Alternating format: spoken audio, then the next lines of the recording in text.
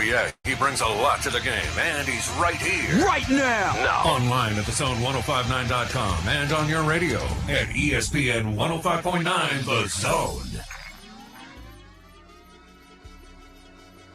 Hey, turn your microphone on there, Matt. Here we go. Here we go. Off and running with you on this. What is today? Tuesday? It's a Tuesday in the Bureau. The Farm Bureau Insurance Studio. Farm Bureau Insurance. Go! With the home team. They are your home team at Mississippi Farm Bureau Insurance across the great state of Mississippi. Your hometown heroes. That's your local Farm Bureau Insurance agents. Available to you everywhere, all 82 counties. Somebody local, you can talk to them face-to-face, one-on-one, text message, wake them up in the middle of the night, go knock on their door. They live right down the road. It's the way it ought to be. It's the way it is with Farm Bureau. Welcome in, welcome in, welcome in. I just have two things I need to get out of the way here at the start of the show. Aside from the fact that, yes, I just want to remind you, you can be a part of the show. You can text, you can call, you can comment on the live stream, however, wherever you're tuning in. For instance, Jason, the first to say hello, he did it on the Facebook live stream. He said, good day to all. Y'all text me right there on the Country Pleasing text line, 601-885-ESPN. It's a 601 number, 885-ESPN or 885-3776. It's Country Pleasing Sausage on grocery store shelves throughout the Southeast. I got a new Country Pleasing hat on. It's brown and khaki and with a round leather patch on the front. It's got that hog on it. It says Country Pleasing Sausage. Since 1976, it's 45. It's 45 years old. I happen to know that because I got a birthday coming up, and I was born in 1976. Back off. Everybody, just back off. I don't want to hear any old jokes. Okay, I will get to your comments. So there's a couple things I got to get out of the way first.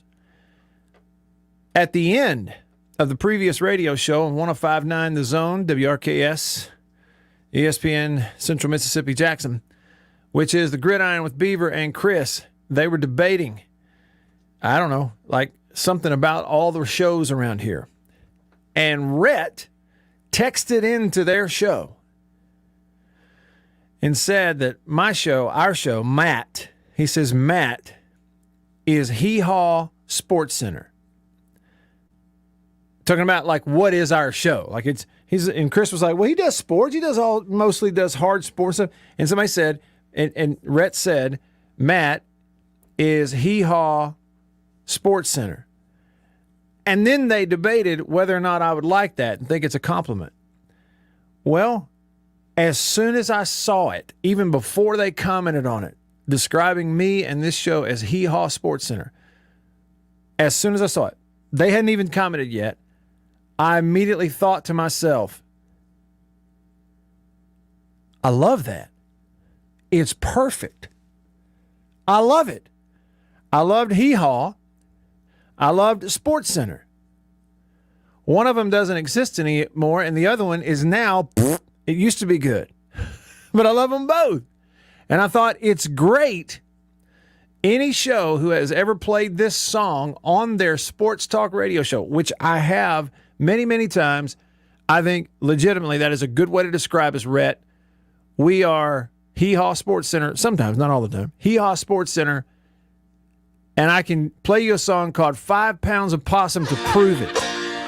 Well, my children are hungry, my dog needs a bone. Now listen to the lyrics. I'm out of a job now, so I'm just driving home an hour after sundown, and what to my delight, 5 pounds of possum in my headlight tonight. Well, there's 5 pounds of possum in my headlight tonight. Come on. If I can run them over, everything will be all right. Sing along. See that possum gravy, what a wonderful sight. Possum gravy. 5 pounds of possum in my headlights tonight. Come on. 5 pounds of possum in the headlights tonight. What do you think, Bill? Grandpa, what's for supper? Grandpa, what's for supper? 5 pounds of possum. Yup, gloom, despair. Chickens are open any can. Well, just a little bit closer and I'll have them in my hand. Listen close, listen I up. think the time has come now to go from dim to bright. There's 5 pounds of possum in my headlight tonight. Come on. Yeah, there's 5 pounds. All right, so we have Tell it like it is. tell it like it is. That is the Marty Stewart Show. This is a band called the Tennessee Jug Mafia, Tennessee Jug Watch something Mafia Band or whatever. It's on the Marty Stewart Show. They're great. All right, so there you go, Rhett. I'm giving you the Text of the Day award, and you didn't even send it to me. You sent it to somebody else.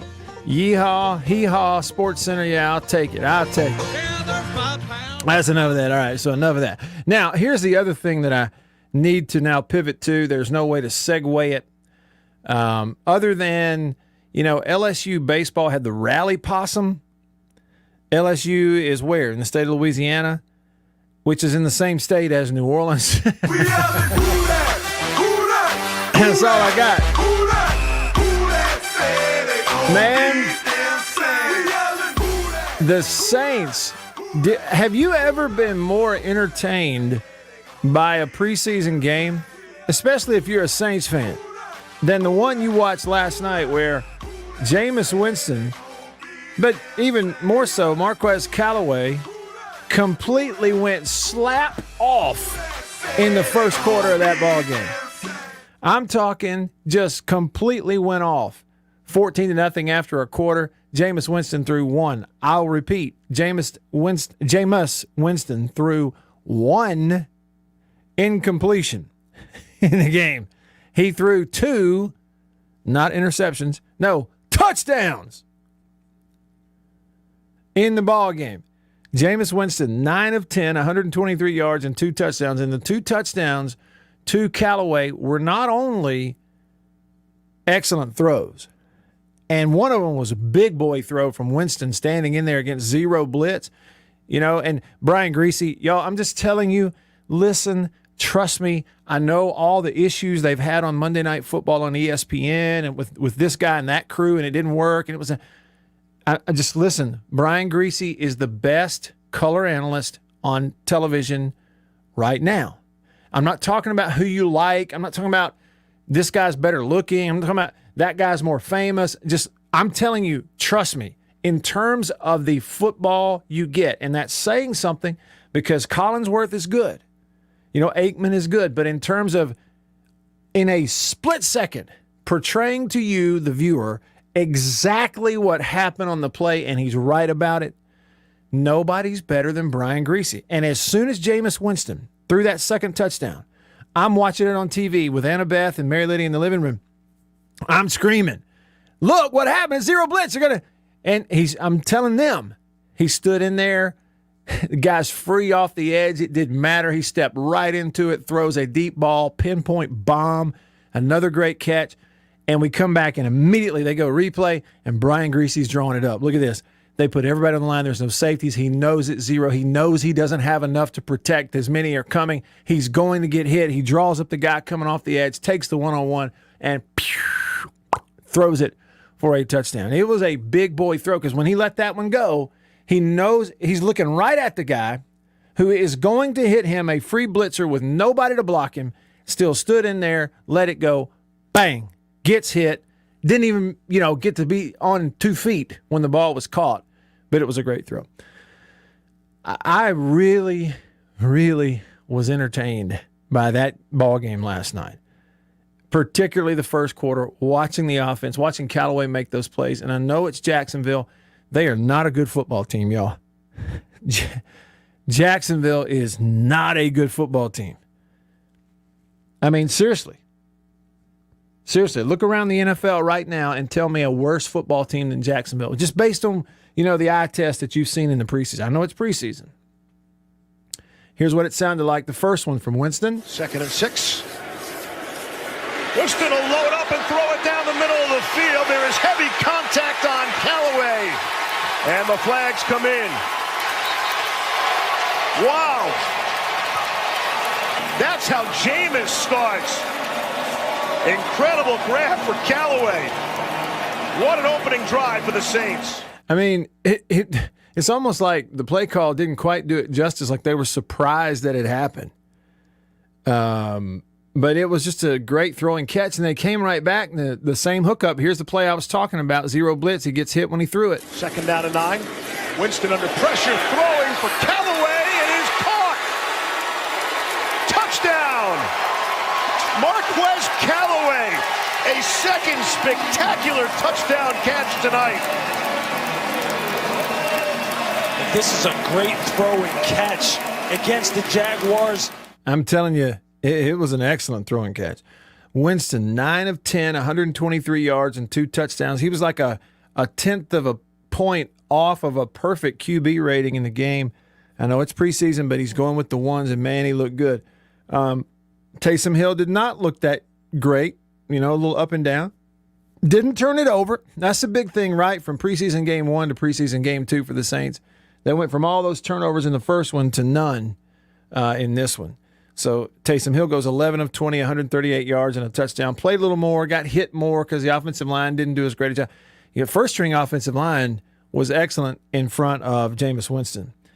Simeon goes in there and plays also at the end of the ball game. On the other side, Trevor Lawrence he's 14 of 23 last night in the Dome against the Saints. Saints pressured him, hit him.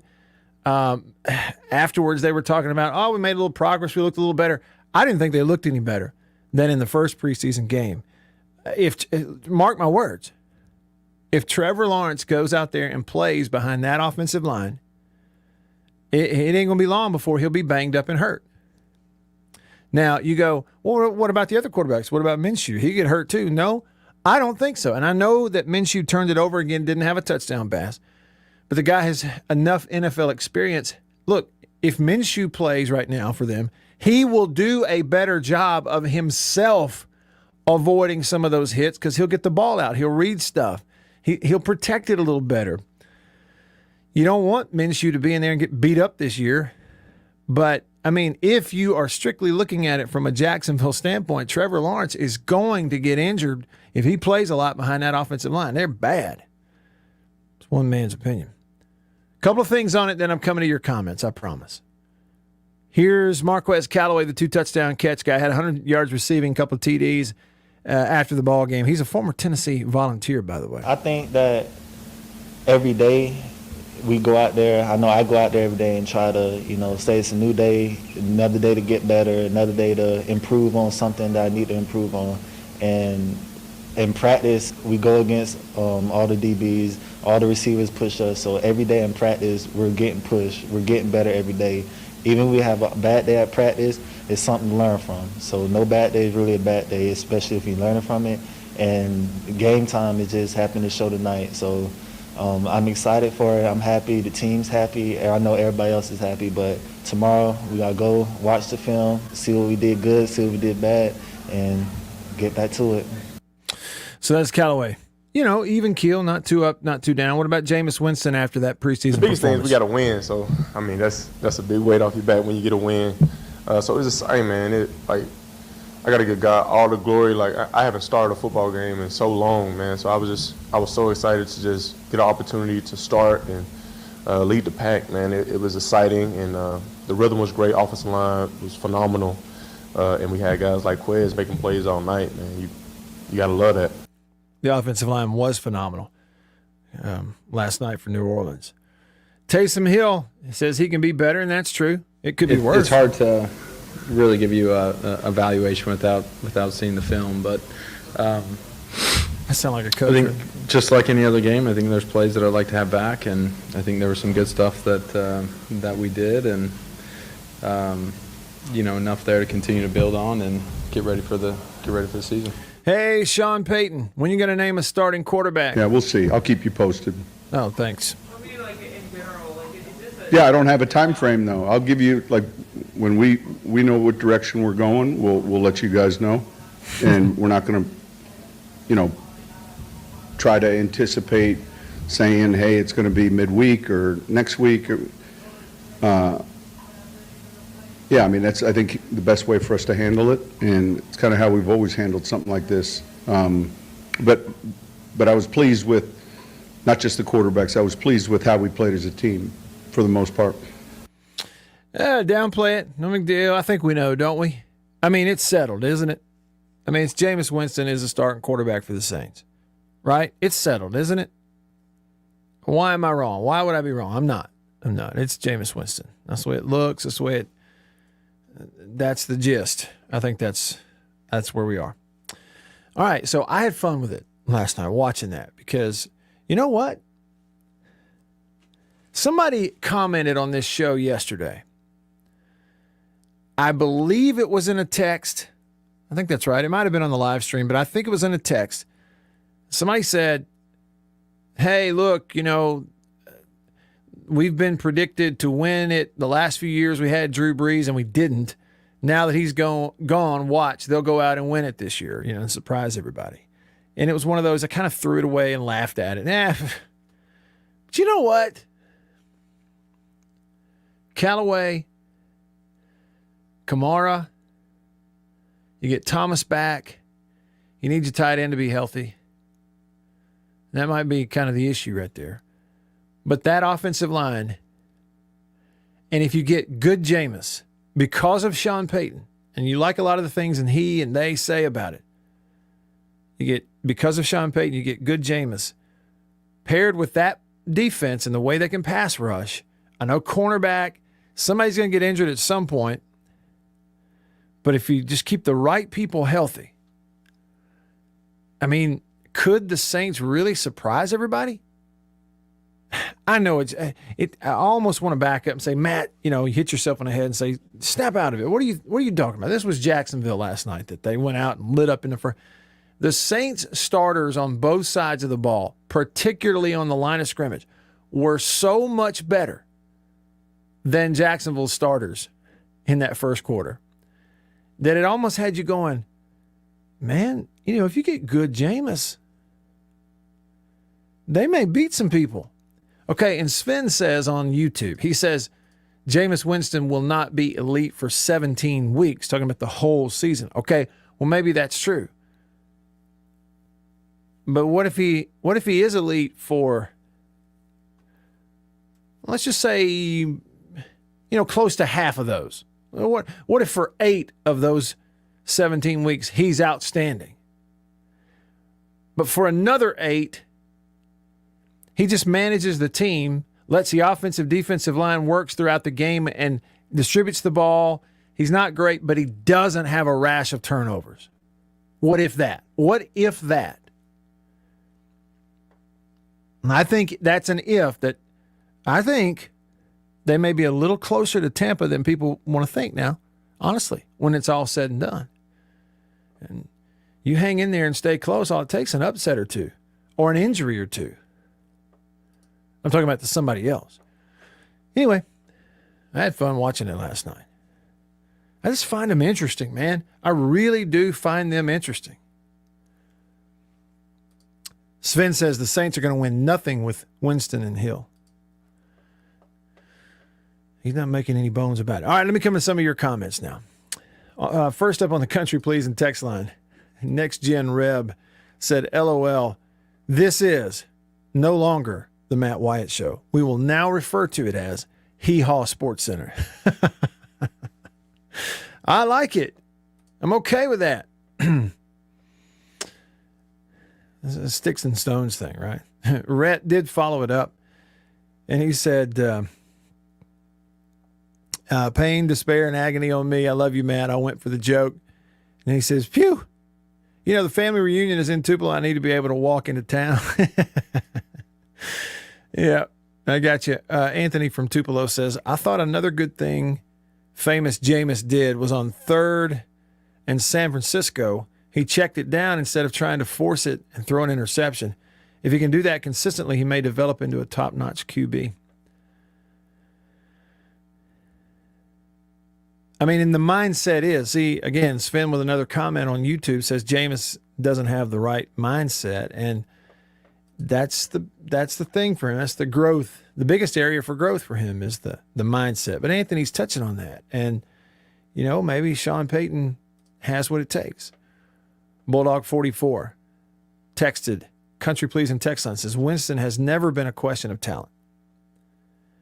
It's always been playing within the structure of the offense and him learning it's okay to take a 5-yard dump down or check down and throw it away than trying to farve it into triple coverage.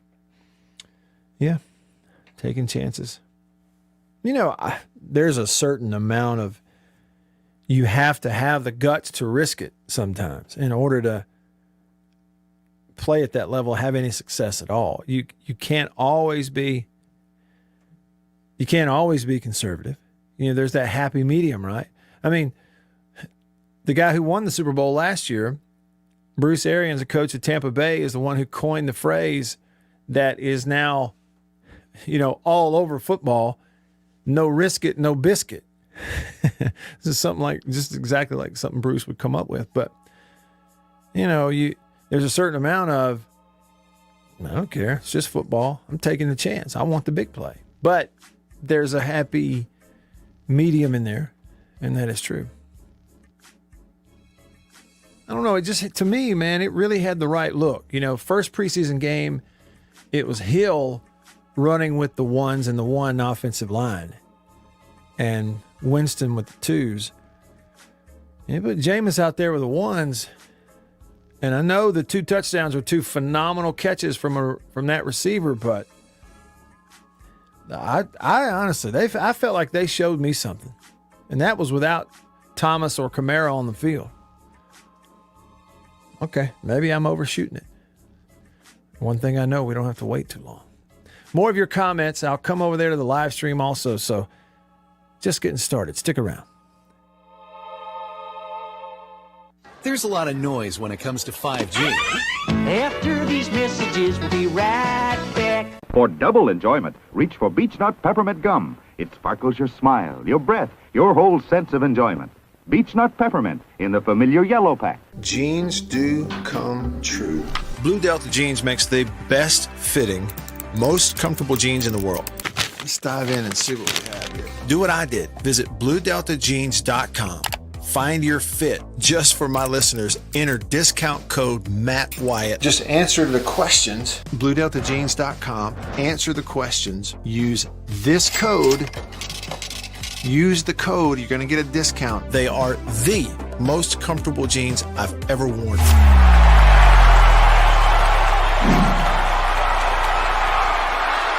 Farm Bureau Insurance stands ready to provide financial relief to our communities in this time of crisis. This includes a one-time credit to all personal auto policyholders, a donation of $500,000 to the Mississippi Food Network, and additional payment options for those hit the hardest, all while continuing to service customer claims as well. But this is the time to go above and beyond. These are a few ways we're keeping the Farm Bureau promise. To learn more, talk to your agent or visit us online. Go with the home team.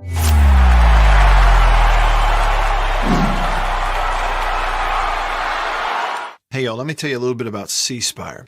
New stuff in 2021, including 5G coverage. If you go to their website right now, cspire.com, you're going to see their no bull, which, by the way, I love the Super Bowl ad with the slow motion bull. You're going to see that on the website. But look, they're right. There's been a lot of bull over the years in your wireless bill, depending on if, who you were with. And my experience with C Spire is just like they say, there's no bull. I know what it's going to cost me each month. I know what my coverage is the number one coverage in Mississippi, period, the number one network. And they've got 5G phones that are 5G ready. Now, I have the new iPhone 12 Pro Max, got it at C Spire, went and did curbside at my local C Spire location and did the exchange where I traded in my old one, got the new one, and it's 5G capable. And we've got 5G coverage in parts of Mississippi, and it's just growing by the day. So you really ought to check that out, okay? And in terms of the new phones, you got deals going on those as well. Find those out at cspire.com. C Spire, customer inspired. After these messages, we'll be right back. Every farmer understands their farm can't thrive without some good partners like sun, soil, and rain. And farmers in North Mississippi also rely on another important partner, Mississippi Land Bank, because land and farm financing are Mississippi Land Bank's primary focus. We've grown alongside these farmers' crops for more than 100 years. We understand what a farmer needs, and we know the lay of the land in North Mississippi. and that's where I stand. A lot of people in the equipment world, things kind of go in trends, I guess, if you want to say it. So kind of the first big thing that we look at when we start evaluating our business is going to be our turf equipment. That's kind of the first big push, because once everything, the water dries up and the grass starts growing, this is what everybody's looking to get. We carry the new Wright stand-up mower. Doesn't look like much, but this thing is, and it costs just as much as zero turn. Not a cheap unit at all. I mean, if you go out there and look at that zero turn, this thing right here, I mean, it's got all your components from your big pumps to your commercial engine to your large steel deck. And these guys were the first ones to make the standard mower. Better buy Bird's Eye.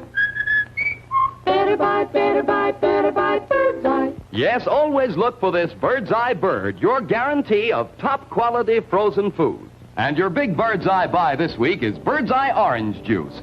Playoff caliber sports talk. It's the Matt Wyatt Show. Are you ready for your life right now? On 105.9 The Zone. All right, back with you, rolling along here. We just got started a little bit ago, so we got a good bit of time to spend together here on this Tuesday. Now, Saints had a good showing in the preseason game. Looks like Jameis is your starter. What about it? Isn't it interesting? I mean, this you can say with no confidence that you would go out here and predict them to go deep in the playoffs or anything like that. What you can say is that team, that collection of players, that offensive line, with him as your quarterback and that as your coach, they are must-see every weekend, one way or the other. They are must-see. The other thing was, of course, first game in the Dome this year under the new policy where you had to show proof of vaccination or a recent negative test, negative COVID test to be able to get into the game. Later in the show, and by the way, Bill, this is news to you. A good host would have already told you this, but I'll get you the number later. Later in the show today, maybe even at the start of the third hour, we're going to catch up with Bart Gregory. He'll be getting off an airplane, but he went to that game last night in New Orleans, and I want to ask Bart what it was like getting into the Dome and coming out, how they checked and all that kind of stuff. Maybe someday I'll work with a good host. Maybe so. I hope you get that experience. I really do. I mean, at this point in your life, Bill, I hope you get to experience that at least once. I need that experience. I haven't had enough. So that's coming up. Jason commented on Facebook. He said, needs to move Taysom Hill back to the all-purpose role. Only if Winston doesn't do well, then you'd move Hill back to quarterback. And I bet you that's what's coming. Nicholas kind of thinking what I'm thinking. He thinks the Saints are going to be pretty decent. He said that over here on YouTube. And Roshana on Facebook, I agree with you. It says Urban looked like Dan Mullen at State when he played Alabama the first time. Deer in the headlights. Look, he and all of them over there for Jacksonville last night. And again, I know it's preseason game. It's preseason game number 2. But they all looked a little shell-shocked at the throttling, especially on the line of scrimmage, that they were getting at the hands of the Saints. After the ballgame, Urban Meyer said he wasn't too worried about Trevor Lawrence. I thought he got a little better, and I thought we protected him a little bit better. I think there's only one sack, if I remember right, for the night. Yeah, we got DJ Chark. I'm counting on him to get back and give us a little vertical threat down the field. I didn't, Philip Dorsett's got great speed. We got to start getting the ball, and that was the plan. And we just didn't execute in the run game, and then the throw game, we just wasn't much rhythm in the first half. Free American texts the show, and I'm just going to read it word for word, Free American. You tell me if there's a typo. I'm having a hard time grasping it here. He said, while I was watching, I saw quarterback for Saints turn their head 5 times against a good defense last night, would have had 2 interceptions against a different defense. What do you mean, Free American, turn their heads? What's going on there? I may have missed something. Rebel Greg says, Saints would win more games with Phillip Rivers or Eli Manning compared to the quarterbacks on the roster right now. That's actually an interesting thought. Okay. So if you're saying right now, Rebel Greg's contention is, instead of Jameis Winston, for Phillip Rivers or Eli Manning to come out of retirement to play for the Saints, they would win more games than with Jameis Winston. I mean, Phillip Rivers played last year. Do y'all agree with that? Here's Trevor Lawrence after the game. Said he made a little progress. Obviously, you'd like to play as well as you can, and there was a few things that, looking back, and I'm going to have to go watch the film, but just even after that series on the field, I could feel like I need to get it out quicker, I need to find my back, check it down, don't force stuff downfield, just take what they're giving me. It's a long game, and just continuing to put us in a good position to win, which is staying ahead of the chains, taking completions when you can get them. So all that I need to get better at.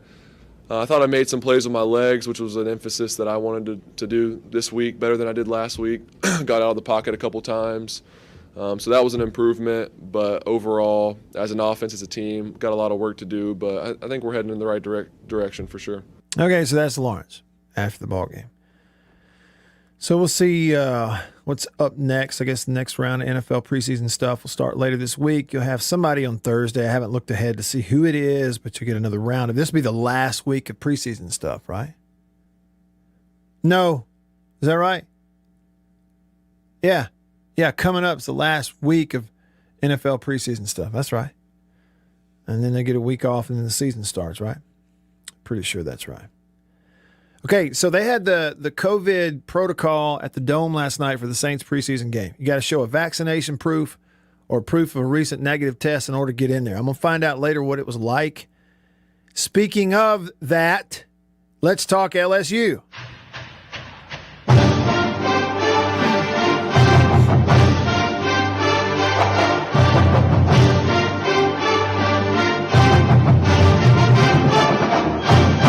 With the significant threat presented by COVID-19 across the state of Louisiana, according to LSUsports.net, due to the highly transmissible Delta variant, LSU will require all Tiger Stadium guests 12 years of age and older to provide proof of vaccination or a negative COVID-19 PCR test taken within 72 hours prior to entry.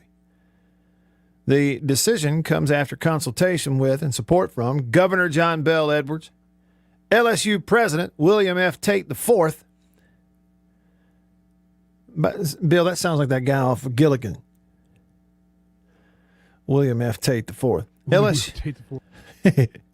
LSU's Board of Supervisors, Tiger Athletic Foundation, and Director of Athletics Scott Woodrum.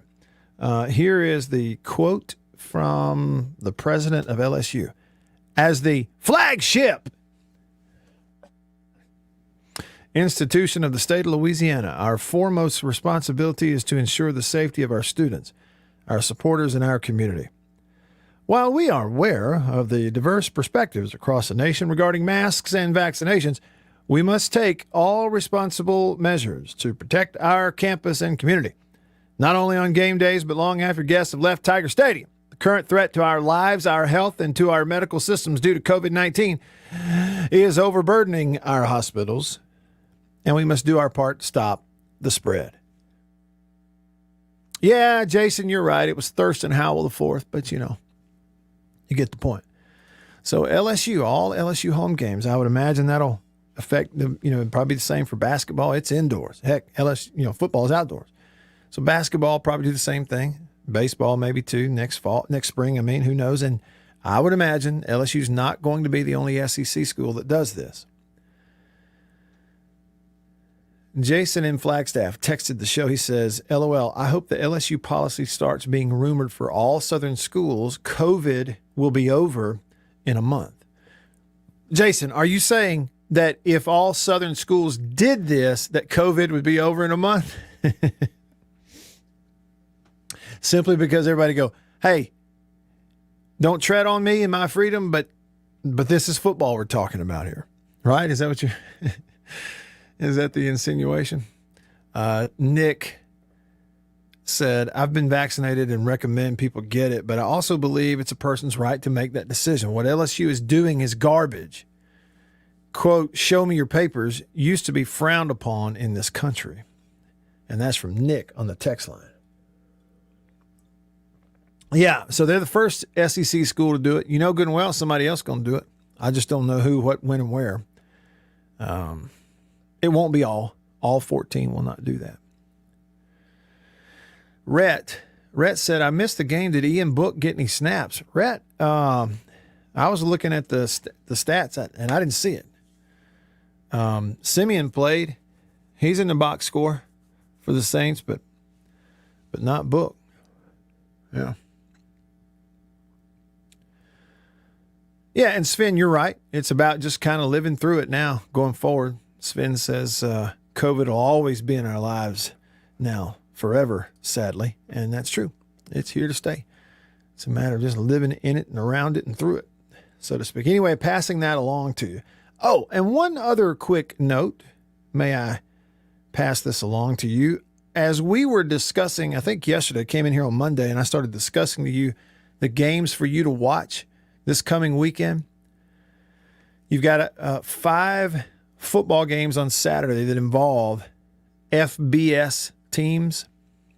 The first one is Nebraska and somebody. Nebraska and Illinois is the first one. Well, that's fun. You know, I've also mentioned to you that Saturday, MRA, Madison Regional Academy, is playing against Oakland High School from Murfreesboro, Tennessee on ESPN2 at 2:30, part of their high school stuff. But make this note. I'm excited about this. You're having a something called the Cricket MEAC SWAC Challenge game on Saturday night, 6 o'clock on ESPN. All across the country on the big boy ESPN. Alcorn State versus North Carolina State. It's going to be played in Atlanta, Georgia. Now it's not at the Dome. It's at Center Park Stadium. What is Center Park Stadium in Atlanta? Bill, have you ever heard of that? Is that the former Braves Stadium in downtown? I bet it is. Yeah, because isn't that the game that Jackson State played in? That's what it is. It used to be Turner Field where the Braves played. It's right downtown. Then Georgia State took it over, turned it into their home football stadium. Jackson State played in this game, 2 years ago, I think, to start the season. This year it's Alcorn State versus North Carolina Central. The MEAC SWAC Challenge, 6 o'clock ESPN, Saturday night, live from Atlanta on your television on ESPN. So make that note as well. When we come back, we'll hit the countdown. It's team number 11. Stay with me.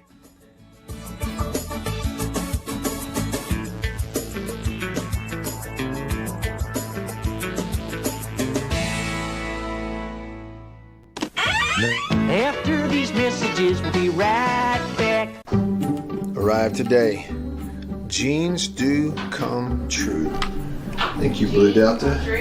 Yeah, jeans do come true. That's what the bag says. Blue Delta Jeans makes the best fitting, most comfortable jeans in the world because they are uniquely made for you and only you. Raw denim jeans, custom fit, hand tailored in Tupelo, Mississippi, my hometown. Let's dive in and see what we have here. Do what I did. Visit BlueDeltaJeans.com. Find your fit. Design a jean. And before you know it, you'll be addicted. Just for my listeners, enter discount code Matt Wyatt, all lowercase.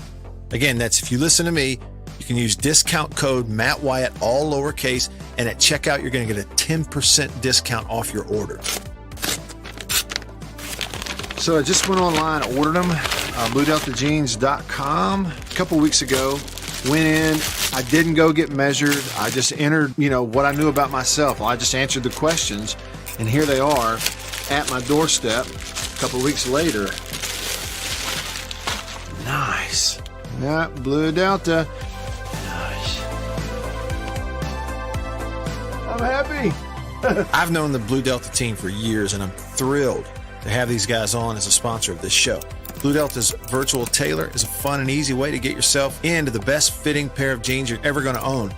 But you never thought you'd get a butt shot out of me, huh? How about that? Just answer the questions and they fit absolutely perfectly. They couldn't fit better. So just go online, BlueDeltaJeans.com, answer the questions. It's amazing how they do it. They will fit perfectly. You're not going to find better material and better feeling pants, period, anywhere BlueDeltaJeans.com. Use this code. Use the code. You're going to get a discount. They are the most comfortable jeans I've ever worn. I promise you that. And I know that you are going to love them too. Make sure you use the code. And remember, jeans do come true. After these messages, we'll be right back. Let me tell you about an ice cream can't be beat. The very best tasting you can eat. It's Meadow, Meadow, Meadow, Meadow Smooth Freeze Meadow Gold. Go to your ice cream man today, and here's the word that you should say. Oh, give me Meadow, Meadow, Meadow Smooth Freeze Meadow Gold. And remember, folks, Meadow Gold is mighty good. For double enjoyment, reach for Beech Nut Peppermint Gum. It sparkles your smile, your breath, your whole sense of enjoyment. Beech Nut Peppermint in the familiar yellow pack. 6 o'clock, dinner time. Thank goodness for Jello instant pudding. Yes, thank goodness for Jello instant pudding. The terrific busy day dessert you can make at the very last minute. See how quick and easy. Just add it to cold milk and beat it up. That's all. By the time you're ready to eat it, it's all ready for you. Jello instant pudding, made by the famous Jello folks. So creamy, so nourishing, so delicious. No other instant pudding is quite the same. Stock your shelves with all 7 flavors. The good busy day dessert. Jello instant pudding.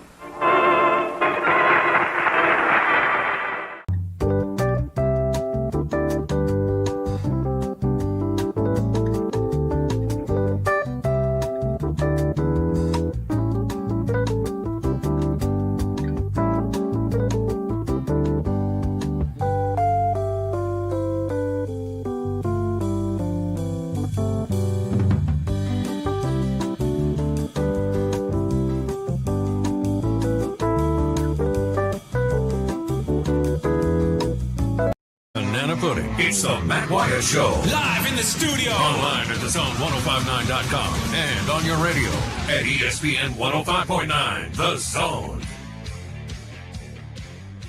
Ba-ba-ba-ba-ba. Back. Back with you. Live in the Bureau, the Farm Bureau Insurance Studio. Farm Bureau, go with the home team. They are your home team at Farm Bureau Insurance. Staying connected to you because of C Spire, the #1 network in Mississippi. C Spire, customer inspired. Check them out, cspire.com. Sven reminding us that Kenny Gainwell is looking pretty good for the Eagles. Yeah, you remember Louvier called in and told us about him. Yes, Jason, the stream is down. It's back up now. And it is back up. Okay, so it had a little reboot on the live stream at thezone1059.com. It's back up and running. Bill has given us the thumbs up. So if you want to head back over there, Jason, feel free. Now would be the time to do it. All right, let's see. Let me get to the text, and then we'll hit our countdown coming up. We are, let's see, today is 11. We are 11 days from Saturday, September the 4th. That guy, man, what's that line from Anchorman? Boy, that escalated quickly. Yeah. That really got out of hand fast. It sure did. It got here quickly. Unnamed texter said, Matt, what do you think will happen with all the people that paid for their season tickets but will not take a vaccine? Yeah, I don't know. As far as percentages, numbers, any of that kind of stuff, I don't know. But I'm sure there will be some sort of refund procedure. And I think, was it last Thursday or was it yesterday? The days are running together. But sometime in the last 2 or 3 radio shows that we had here, I outlined for you the information the Saints put out because they had a handful of season ticket holders who they didn't want to be forced to take a vaccine, they felt like, in order to attend the games or go get tested or whatever. So they just wanted a refund. And the Saints said, okay, we'll do the refund policy, but you've got until this date to let us know and request it. Because they had apparently some people who got in line, more people who got in line wanting tickets after they said they were going to do the new COVID policy in order to get in there. So they were wanting to make sure tickets got around to people that wanted them. And they put a deadline out there of about a week to 10 days and says, okay, we're letting everybody know. If you got tickets, you want to come in there because of this policy, we understand whatever, you need to let us know and request a refund. And maybe LSU does something like that. Maybe they just kind of follow the Saints' lead on it. I don't know. And, it is curious. So it's a little different because, the college game, you're outdoors. And I know this thing's prolific and you get people shoulder to shoulder, then maybe it doesn't matter as much that you're outdoors. It's just that in the past, you had been told by all the experts that, and I thought the stats sort of kind of backed that up. Maybe it's just this variant is different, but it was virtually impossible to spread the thing outdoors. But hey, it's not just in the stadium outdoors. Everybody's using bathrooms and walking around concourses and going to concession stands and, walking up stairwells and using elevators and all that. So maybe there's just a need to go to a blanket policy. Handyman texted the show and said, I'm getting vaccinated because I'm not missing going to state games. Well, we can all decide what the motivation is. Nick texted and said, what would this mean for tailgating? I'm wondering, at some point, adults have to be allowed to make decisions for themselves. Jeremy commented on the text line, goes, with the LSU COVID news, do we know if this will impact tailgating and pregame activities? Seems inconsistent to not have the same rules in place for pregame activities when you're shoulder to shoulder like you would be in the stadium. And that is a really good question. That really is a good question.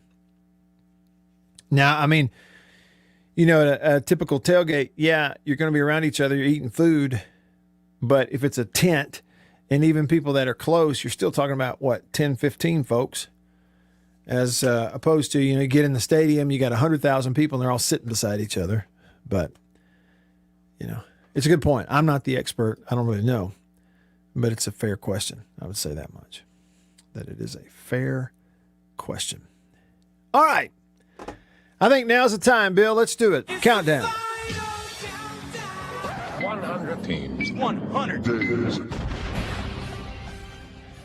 So it's the countdown of 100 teams in 100 days. We are 11 days away from Saturday, September the 4th, the first big full Saturday of college football. That's what we're counting it down to. And so team number 11 on the list is from the Big 12 for now. For now.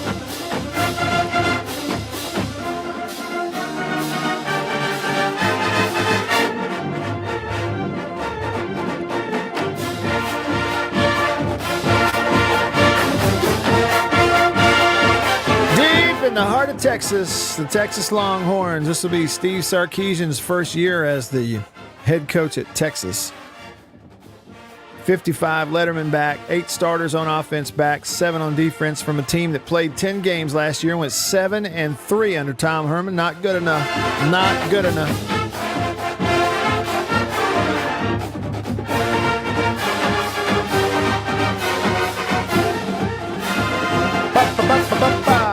They beat Colorado. Do you say Colorado or Colorado? Which one is it? I mean, John Denver said Rocky Mountain High, Colorado. Aren't I right about that, Bill? Well, that's what he said. That's what he said. Do you say Colorado or Colorado? Well, it's sort of like Nevada and Nevada. Right. If you say Nevada, the people in Nevada will come down on you heavy. Well, it's Nevada. What about Colorado? Do you know? I think it's Colorado. Well, I can't tell which one you did, though. You were kind of in between Colorado. Okay. Colorado. So you think it's Rado? Yeah. Colorado. Well, I'm not sure about that now, but I know the people in Nevada, if you say Nevada, right, will not like you at all. They don't like it. Do you know, now this is a fact. Growing up in the state of Alabama, and I didn't watch NASCAR growing up. Never paid attention to it, ever. And I was well on up in years when I turned, or saw a sports talk person or turned on TV or something, I heard somebody say Talladega. Because, Bill, to anybody that lives in quote unquote Talladega. They say Talladega. Everybody I ever heard say it as a kid growing up in Alabama, they'd say Talladega. There was a summer camp called Shaco Springs, and they'd send kids from church. We'd go on like the Royal Ambassadors summer camp and stuff when I was a kid for our church. And it was in Shaco Springs in Talladega. I'm not kidding. And people look at you cross-eyed when you tell them that. It's a true story. All right, back to Texas. They beat Colorado 55-23 in the Alamo Bowl last year at the end of the year. On the season, Texas started 2-0 with wins over UTEP and Texas Tech. By the way, they beat Texas Tech in overtime 63-56. How about that? Lost to TCU by 2. Lost to Oklahoma in 4 overtimes. A heck of a ball game, 53-45. So they went 2-2 and then reeled off 3 wins in a row. Beat Baylor, Oklahoma State in overtime, and beat West Virginia. So 3 of their 7 wins were in overtime. Lost to Iowa State, good ball game, 23-20. Put up 69 on Kansas State in the season finale and then won the bowl game. Sam Ehlinger's moved on. He's competing for the job for the Indianapolis Colts, so Sarkisian's going to have a new quarterback. But the backup kid, Casey Thompson, when he was in ball games last year, looked unbelievable. Go back and look. Remember that I warned you. Casey Thompson went 12 of 17 for 6 touchdowns in the time that he played, and he looked great. Texas is going to open up with Louisiana Lafayette on September 4th, and then the week 2 game, they go to Arkansas in Fayetteville. That's a little bit of a look at Texas. I know one famous Texas alum. What about some? All right. That's right, Mr. McConaughey. Matt McConaughey. Farrah Fawcett. Oh. Went to school there. Owen Wilson. Okay. Renee Zellweger. Michael Dell of Dell Computers fame. Laura Bush. Neil deGrasse Tyson. You know him. He's that smart guy. Yeah, right. Yeah. Kevin Durant, Jane Mansfield, Roger the Rocket Clemens, Walter Cronkite. And that's the news. He went to Texas? Mm-hmm. Wow. Tom Landry. Eli Wallach, an actor. Yeah. Vince Young, of course. Hey, by the way, time out. Uh-huh. You know who Eli Wallach is? Yeah. Think spaghetti western. Yeah. The good, the bad, the ugly. The ugly. Yeah, that's him. He was the little squirrely guy. Yeah, the one that was causing all kinds of problems. Yeah, that's him. Yeah. So we had Vince Young, Jordan Spieth, Colt McCoy, Marcia Gay Harden, another actress, Ricky Williams, of course. Yeah. Jackson Hayes, who plays for the Pelicans now, and this young lady. Oh, really? Busted flat in Baton Rouge, waiting for a train. Janis Joplin. Janis Joplin went to Texas. How about that? Bobby thumbed a diesel down just before it rained. Hey, what was that? What was that lyric right there? Thumbed a diesel Bobby down. thumbed the diesel down just before it rained. Thumbed him down, made him stop. Okay. Yeah, and they jumped in. Yeah. Windshield Chris wipers. Christopherson wrote that song. Really? Yeah. Chris Christopherson wrote that. Yeah, along with Sunday Morning Coming Down from Johnny Cash. Oh my God, what a song! Yeah. Who was it? Oh, it was JB. Got a big kick on the radio one day when I told him, Bill, that when I was a kid, I used to get Chris Christopherson and Christopher Cross mixed up in my head. Totally different people. And one could sing and one really can't. Yeah, and one totally different There's a lot kinds of of noise music. when it comes to 5G. Y'all stick around. We're 5G ready. We're 5G-ish. At C Spire, we're Caught not us that playing time. your game. The fact is, 5G... Farm Bureau Insurance stands ready to provide financial relief to our communities in this time of crisis. This includes a one-time credit to all personal auto policyholders, a donation of $500,000 to the Mississippi Food Network, and additional payment options for those hit the hardest, all while continuing to service customer claims as well. But this is the time to go above and beyond. These are a few ways we're keeping the Farm Bureau promise. To learn more, talk to your agent or visit us online. Go with the home team. After these messages, we'll be right back.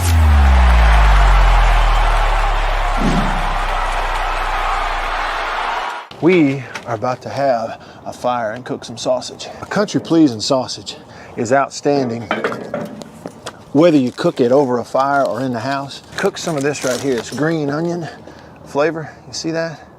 But this right here is my favorite, the maple flavor. And this is great for breakfast. It's awesome cooking it in the house because it makes the whole house smell good. Oh yeah. Let's eat country pleasing sausage, the best, hands down. If you go to countrypleasing.com, you can actually order this and deliver it to your house. Country pleasing sausage, hands down, the best. Trust me. Divinity Equipment, Spring Ridge Road in Jackson, Highway 51 in Madison. Hey y'all, let me tell you a little bit about C Spire. New stuff in 2021, including 5G coverage. If you go to their website right now, cspire.com, you're going to see their no bull, which, by the way, I love the Super Bowl ad with the slow motion bull. You're going to see that on the website. But look, they're right. There's been a lot of bull over the years in your wireless bill, depending on if you know who you were with. And my experience with C Spire is just like they say, there's no bull. I know what it's going to cost me each month. I know what my coverage is the number one coverage in Mississippi, period, the number one network. And they've got 5G phones that are 5G ready. Now, I have the new iPhone 12 Pro Max, got it at C Spire, went and did curbside at my local C Spire location and did the exchange where I traded in my old one, got the new one, and it's 5G capable. And we've got 5G coverage in parts of Mississippi, and it's just growing by the day. So you really ought to check that out, okay? And in terms of the new phones, you got deals going on those as well. Find those out at cspire.com. C Spire, customer inspired. After these messages, we'll be right back. Jeans do come true. Blue Delta Jeans makes the best fitting, most comfortable jeans in the world because they are uniquely made for you and only you. Let's dive in and see what we have here. Do what I did. Visit BlueDeltaJeans.com. Find your fit, design a jean, and before you know it, you'll be addicted. Just for my listeners, enter discount code Matt Wyatt, all lowercase, BlueDeltaJeans.com. I just entered, what I knew about myself. I just answered the questions, and here they are. Nice.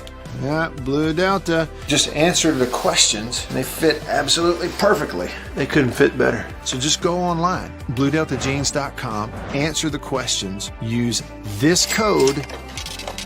Use the code, you're going to get a discount. They are the most comfortable jeans I've ever worn, and I know that you are going to love them too.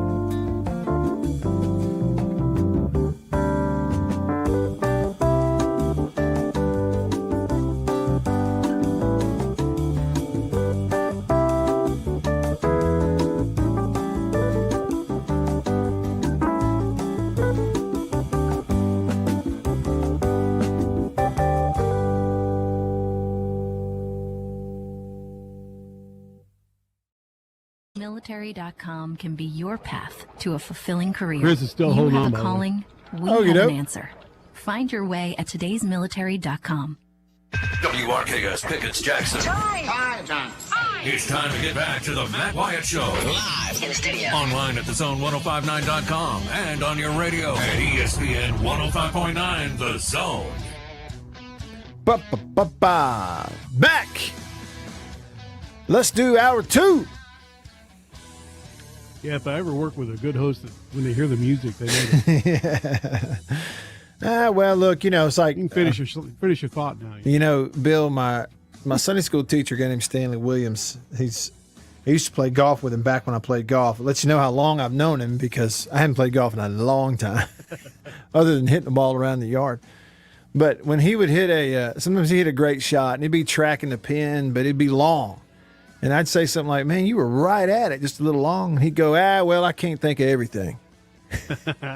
And so I've picked up on that. That's kind of my response sometimes is, I can't think of everything. I don't even know what I was saying. I was going to say, if you could finish your thought, but you probably can't remember what you were talking about. We were talking about the song from Janis Joplin there, and you were going to say something. Shoot, man, I don't know what I was going to say. Oh, well.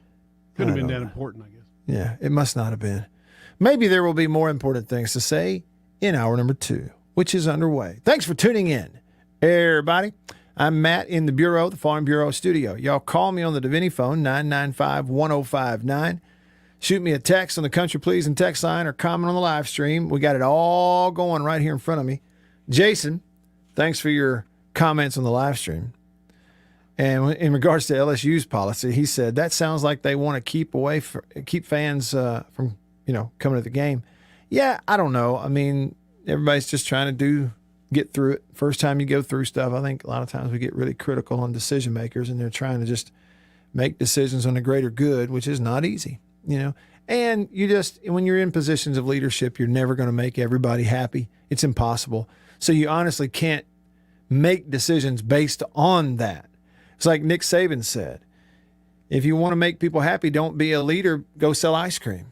And it's just really true. So we'll see if any other schools follow suit. I'll come to your texts from Jason and Anthony and others. First, Chris is hanging on the Davini phone, has been for a little while, and I appreciate it. Chris, what's up? I was going to ask, what happened? Did you not hear the music or something, Matt? I don't know. I was in another world. Maybe that's what it was. Because one minute you were talking, and then I hear some Geico commercial. I'm like, what in the world? But anyway, so my question about all this is, they can stop people from buying season tickets. But does this mean that they're not going to give any third-party people tickets to sell? Because is SeatGeek going to make you prove that you've had a vaccine before they let you buy a ticket? Probably not. I don't understand. Yeah, I see what you're saying, Chris, but, it's not a ticket purchase issue. It's a get into the stadium issue once you show up. How are they going to make you prove it? Well, that I don't know. And I will tell you this, Chris. It's one of the reasons I wanted to talk to Bart Gregory, because Bart went to the Saints game last night in the Dome, and they have that.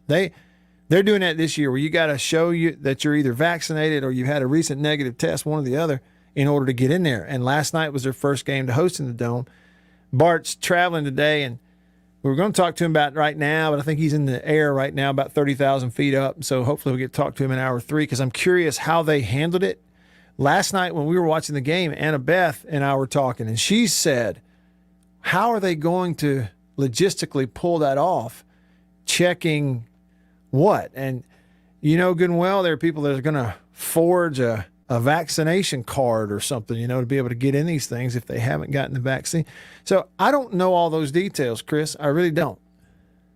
Exactly. It's like my grandfather used to tell me, locks are not for honest people. Locks are not, he used to tell me locks are not for thieves. They're to keep honest people honest, because an honest person, if it's unlocked, they might still go in there and do something stupid. If it's locked, then they're not going to break the lock open. A thief's going to do what he's going to do anyway. So, you're not going to stop everybody from coming. Somebody's going to force it. Well, I've said it's like having an alarm system on your house. An alarm system, you know what it's for? It's not to keep anybody out that wants to come in. That alarm system is just to let you know, hey, somebody came in. It's an alarm. It lets you know, but is it going to stop if somebody wants in your house, they're coming in. I've got an alarm for you if you come in my house. You hear the bang, you're not going to ever remember it. I understand. Hey, we were talking about, yesterday you were talking about the Saints and the Cowboys and stuff. See, now, the other thing, since I've become an older person, because I'm only, Thursday I'll be 7 years younger than you. Okay. So, the other thing is that the other thing about the Saints around here is that it's not really, it's the fans. It's kind of like Alabama. It's the fans. They're obnoxious. And like that song right there that you play about the Saints every time. You play that, like everybody talks about the Cowboys being annoying. Where's a Cowboys song like that? Yeah. I've never heard one, and I've been a Cowboys fan for years. The other thing that bothers me about what I said and what Bill said was, hey, they're the only team that's got, that could get their people to put bags over their heads to come to the stadium.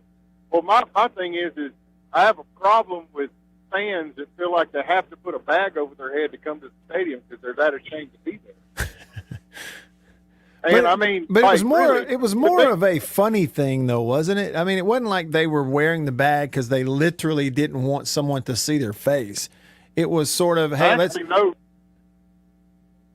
I actually know a long-term Saints fan that said that they put the bag over their head so people didn't know they were there because of the fact that they were ashamed to be there. Okay.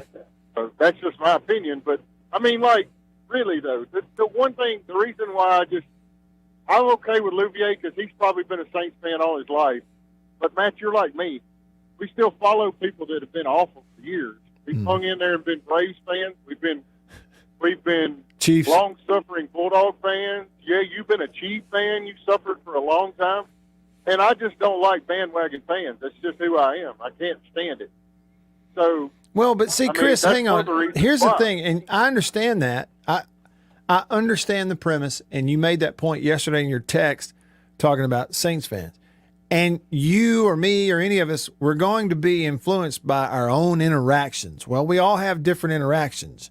You talked about, arrogant Saints fans. I'll be honest with you, I don't know that I've ever myself had an interaction with someone that claimed to be a Saints fan who was arrogant, like say an Alabama fan or something. That's not my perception. But see, Chris, help me here. When you say bandwagon and people jumped on board with the Saints when they won it in 2009, people who had never rooted for them before. My point yesterday was you're saying that as a lifelong Cowboys fan.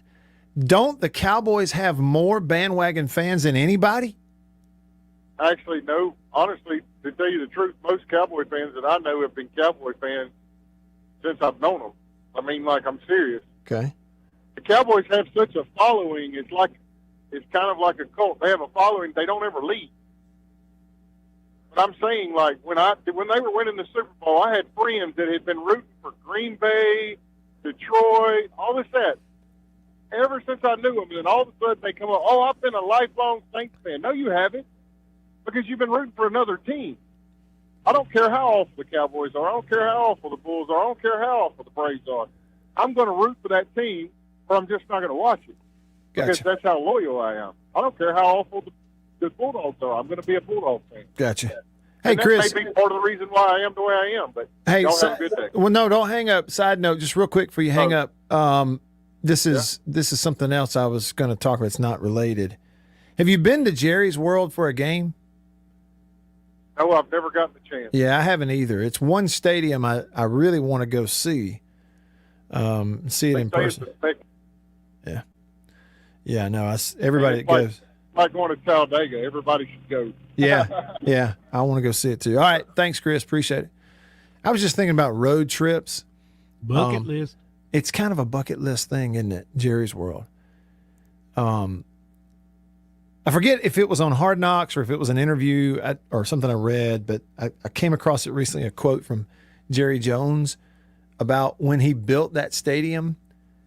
He was not only building it with the 100,000 people in mind who were going to attend the games, but he really built it and designed it and everything with the millions of people in mind who were going to be watching these Cowboys games on TV. Wanted it to be even spectacular on your television, which is kind of interesting, I thought. Because I was thinking about road trips. This morning, I started, here we are, end of August, so in less than 2 weeks, the games are going to start. For me, as a Mississippi State guy and traveling to road games for the radio crew, we don't really have big road trips until October, November, because the lone road game in September for State is at Memphis. And it ain't, heck, man, that's close. Memphis is right up here. I can go to Memphis for lunch and back. That's how close I am, So it's not really like a true road trip. So I was just thinking about getting to make certain road trips. So I looked at states, and you're going, I'm going to drive all of them. I can drive all of them. Last year broke me from flying, I think. For all these years, I have flown with the team to road games. Yes, as a player, obviously, but as a member of the radio crew. And last year was my 10th year in the booth. My 12th year on the crew, but my 10th year in the booth. So last year, is that right? Or was it 11? Shoot, man, I can't remember. Maybe this is my 10th. I have to add them up. Somewhere about a decade. So flying to road games. Well, last year, because of COVID, they were like, we're emptying out the plane. We're going to keep just the players and staff on there and keep them separate from everybody else. And we traveled on our own. Well, I drove. I drove to Kentucky. Where else did I drive to? Drove to Baton Rouge, some of these places. Loved it. Just handle my own business. I love riding in the car anyway. A 10-hour trip to me is like, I'll do it. I don't care. It's fine. 6 hours ain't nothing. So I was looking at it going, you know what? I'm going to do that again this year. I'm going to drive. But then the idea of places that I look forward to seeing, road trips that I look forward to. And then that idea sort of bubbled up into, maybe I should tell people who listen to the show, if you're a fan of, this school, whatever, here are your available road trips. Well, if you have to pick one to sort of put it on here and go, this is the road trip you need to make, what would that be? I'm going to tell you what those are. That's why I was thinking, never been to a bowl game or a kickoff game or anything like that or an NFL game at Jerry's World in Arlington. I do want to go. Bill, Mississippi State plays at Vanderbilt this year. And the very next day after the Vanderbilt-Mississippi State game, the Titans are hosting the Chiefs. Uh-oh. Yeah, and I think we're going to make a whole weekend out of it. That'd be good. And I've been to that stadium before, not to a Titans game, but to bowl games. Right there on the river. Right on the river. Been there a couple of times for bowl games for State, but haven't been to an NFL game. But I think we're going to make a weekend out of that and go watch them play.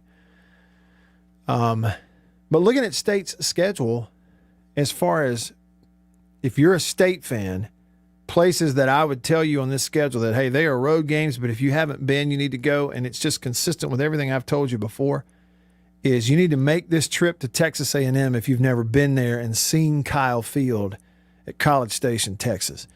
Now, that's a pretty good little trip. It's on across there. From the Jackson area, it's probably, 6-7 hours drive from the Jackson area. So do the math for other areas accordingly. But I'm just saying, if you've never gone to a game there and seen that stadium in person, SEC game when it's going to be full, you need to take advantage of that. It, to me, is the number one road destination stadium on State's schedule this year. There's not a whole lot of just real attractive road games. The others, though, like I'm really looking forward to going to Fayetteville in November because Northwest Arkansas, and Fayetteville's way up there in the corner. It's nearly in Oklahoma. Before they put an airport in there up at Rogers or whatever it is, we used to, when I played, we'd fly into Tulsa, Oklahoma, and then drive back to Fayetteville. And but now you can fly into like Rogers right out there outside. But it's it's on up there, Northwest Arkansas. But driving up there, that time of year, November, foliage, beautiful. I am looking forward to that road trip too. Never been to Fayetteville that time of year. What's the mileage going to be when Texas and Oklahoma join? That's going to be a good little trip. That's going to be a little trip right there. Austin and those aren't nearly as drivable. Well, certainly Oklahoma's not. But Ole Miss, they've got two. All right, so the first game, it's in the new Mercedes-Benz Stadium, the new dome there in Atlanta where the Falcons play, where the SEC Championship game is played. Yeah. And if you've never been there, you probably ought to go. And you've got the opportunity right here in the first game of the year in 12 days from today. So it may be too late, but that's a destination road trip because it's not a true road game. It's this neutral site and it's this stadium.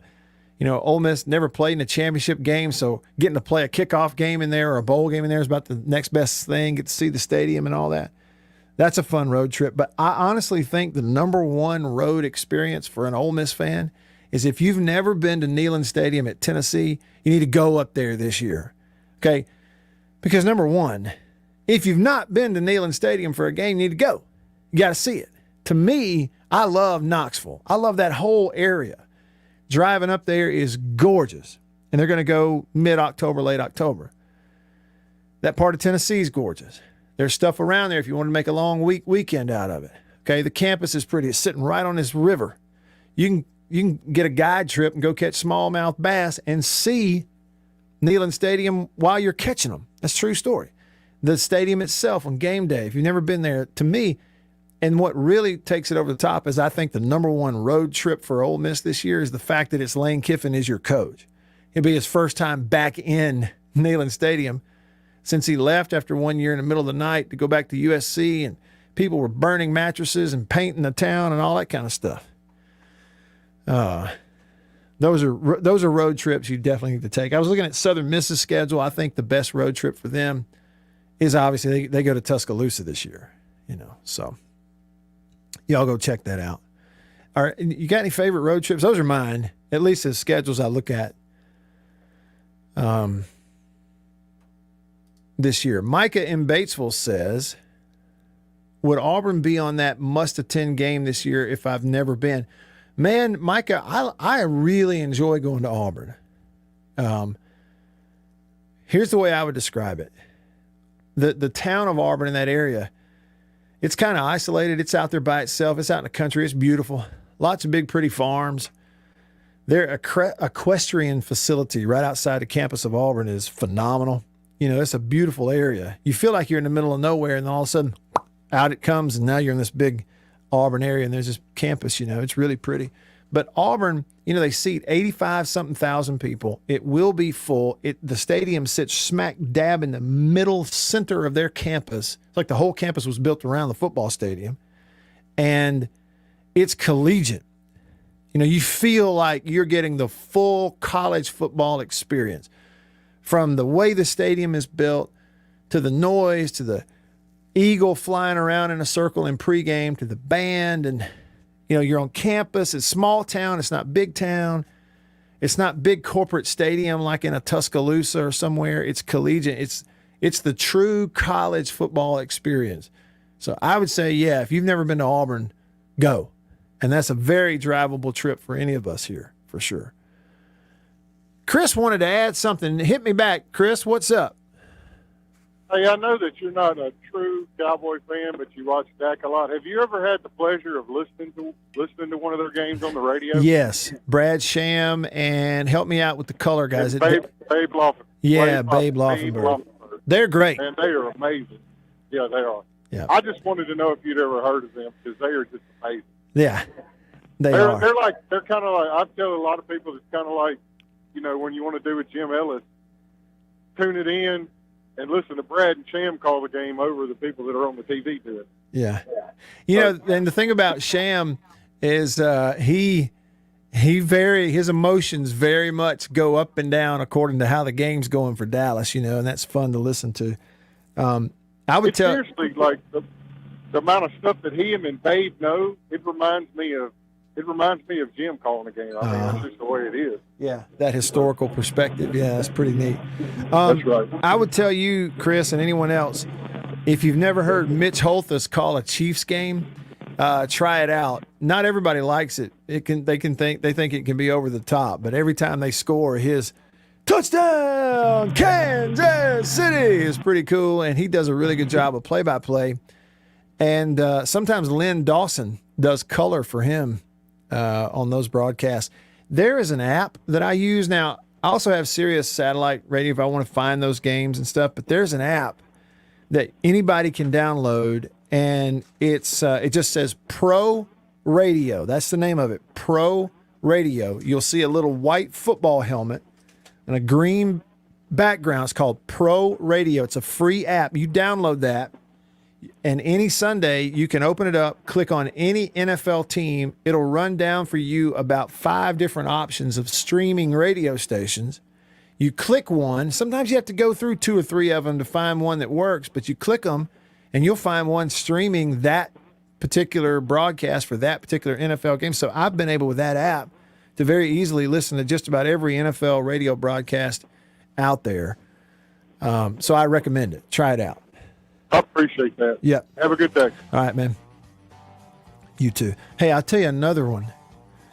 I don't even know their names right now off the top of my head, but the guys who do radio for the Tennessee Titans, their pregame show on the Titans radio network, their call of the play-by-play, it's as good as it gets. It's really good. So check those out. All right. A real treat coming up in the Bureau. And I've got about 20 different folks who texted me, and I need to get to y'all.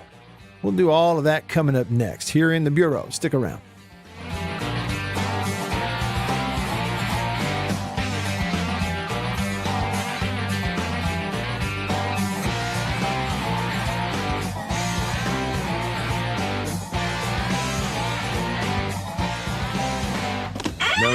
After these messages, we'll be right back.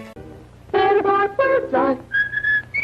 Better buy bird's eye. Yes, always look for this Bird's Eye Bird, your guarantee of top quality frozen food. And your big Bird's Eye buy this week is Bird's Eye Orange Juice. Easy, you can serve it in a minute. Thrifty, it will save you money. Orchard fresh and delicious. Better buy bird's eye. Better buy bird's eye. Now, if you know your oats and want to feel your oats and taste how good an oat cereal can be, well, you'll go for Cheerios.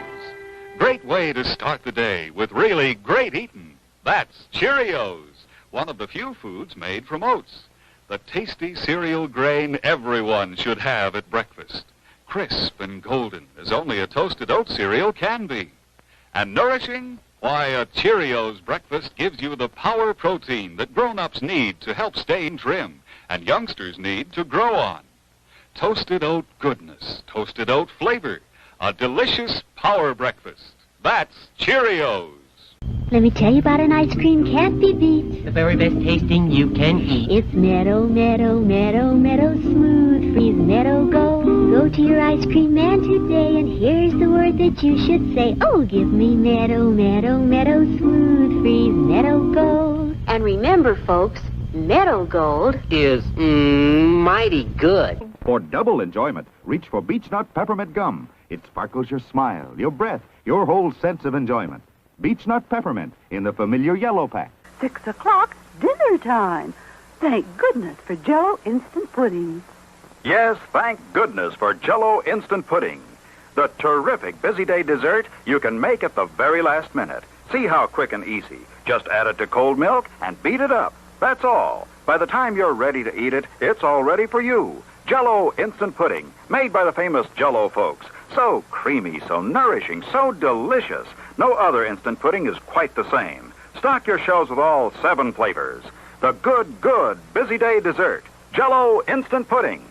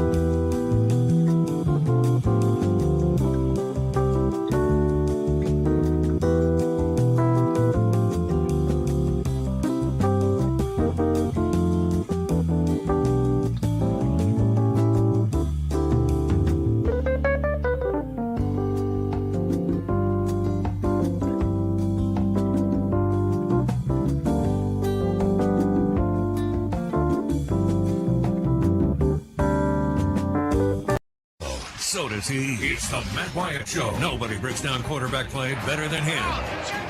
And he's right here, right now, online at thezone1059.com and on your radio at ESPN 105.9 The Zone. All right, back with you. Rolling along here, hour number 2 on this Tuesday. We do have some breaking news that is not necessarily a surprise to anyone. I probably, just by saying that, you already know what I'm talking about. It's college football related. And for commentary on the subject, we welcome in to the studio the homecoming queen. She's here.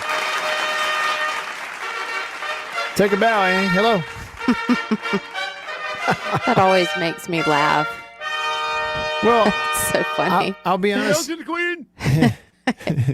Hey, Bill. Yeah, I'll be honest with you though. I kind of felt So like funny. you were laughing, but you were kind of waiting to hear all of it. You kind of No. Oh, she wanted to knows hear. it's coming. No.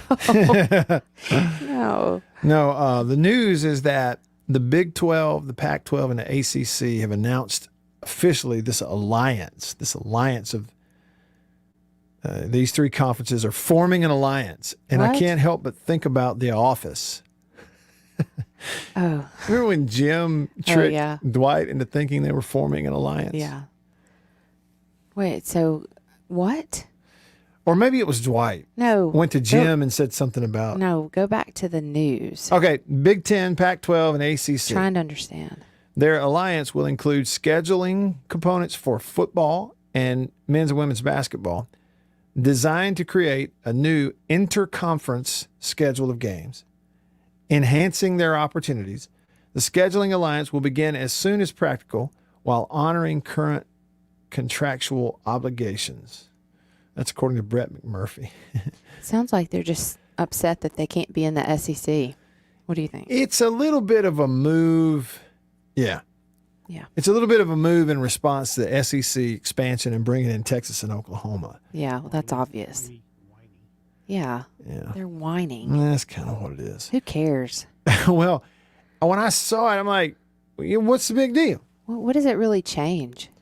I mean, see, and here's the thing about it, too.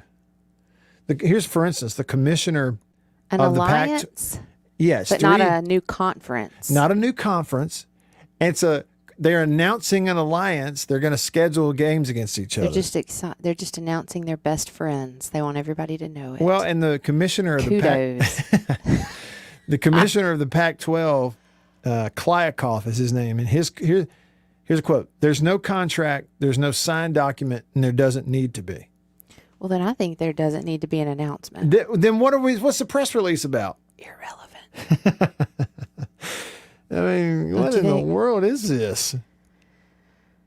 They just wanted people to talk about them. He says That's what it is. That's it. That's all it is. There is a commitment from 3 commissioners and 41 presidents and athletics directors, even though they don't have any signed documents or contracts. Okay, so that's the best that they're going to be able to do right now. I don't understand what the outcome is. Yeah, what does it change? Do they not play each other anyway? Well, apparently they're just going to schedule each other more often, something along those lines. Okay. All right, here's another piece of breaking news, Annie. Okay. See, I feel like we ought to break a little news since you're here because you're a former news breaker yourself. Break it. Break the news, Matt. Thank you. Thank you, Bill. The Atlanta Journal-Constitution is reporting that the University of Georgia plans to be completely back to normal this fall for home football games with a capacity crowd of 92,000. There will be no masks or social distancing requirements, and Georgia will not be asking for proof of vaccination to enter the grounds. Woohoo! That is on the heels of today, Annie. I don't know that you and I even talked about this. Okay. But LSU is doing what the Saints did. If I had the numbers in front of me, I'd like to see the difference in the states in cases as far as Georgia versus Louisiana. I don't know. I've been really interested in vaccination rates and COVID cases. I wonder if Louisiana's is higher. I mean, it could be. I don't know.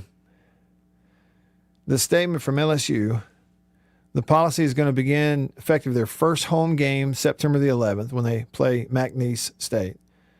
To gain entry into Tiger Stadium, guests 12 and older must show proof of at least one dose of a COVID-19 vaccine that has received full approval or emergency use authorization from the U.S. Food and Drug Administration and the World Health Organization.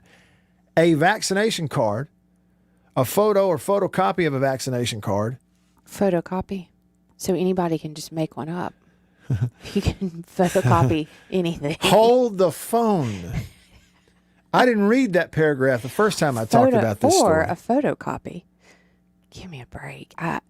Okay, so I had a friend of mine who was at the Saints game. So I need to message her and ask her how it was when she checked in. Bart Did y'all Gregory, have? Okay. Bart Gregory went. He's going to come on later. Oh, great. I'll be listening because I'm so interested in how it was policed. For those of us who are normal and walk through normal gates to get into a football game, unlike you never shown a ticket and walked in because you have a pass. Mm-hmm. It's pretty chaotic. I think your listeners will agree when you're just pushing, you're trying to get in. Do you have your ticket? You show it on your phone or you have your ticket. I mean, are they really going to have these people equipped to check all that? Well, apparently. Somebody, when I brought this up earlier, somebody on the live stream, I think it was Sven. I mean, bless their hearts. The job's hard enough to get everybody in. And Sven commented, he goes, he's in Germany, right? He says they have to show their vaccine pass or a test. It's simple. It's in Germany, normal for 1 year now. He said 3 guys can control that easy on every entrance, and that is checking. Okay, and that's true, Sven, but like I said, people are going to deviate from the rules. They're always going to find a way to break rules. And when you tell me that they're going, okay, a photocopy? You can show a vaccination card or a photo or photocopy of a vaccination card or verified digital proof of vaccination, including the LA Wallet or another government-sanctioned mobile app, will be accepted with entry granted upon visual inspection. That's the thing. With entry granted upon inspection, what are the qualifications of the inspectors? Well, and here's the thing. Who's going to... I want to see remind me. I'm serious, remind me. When we get off this radio show. Okay. I want to see our vaccination cards. Yeah. I'm going to look up and then compare and find a graphic of one online of a vaccination card. And I'm going to get the picture of Rusty from Vegas Vacation. I'm going to put the name on it. No, Nick Papagiorgio. Matt, you don't need to encourage this. Well, so I'm not. You were asking about the cases in Louisiana? Yeah. As of yesterday, they had 10,889 new cases yesterday. So that was their weekend. Usually on Monday they report the weekend total. Yeah, that was and the 7-day average for Louisiana right now is 4,665. That's so high. That's so high. Yeah, maybe that's why they've had 11,977 deaths in Louisiana. Mississippi's was a little over 7,000 yesterday from the weekend. Yeah.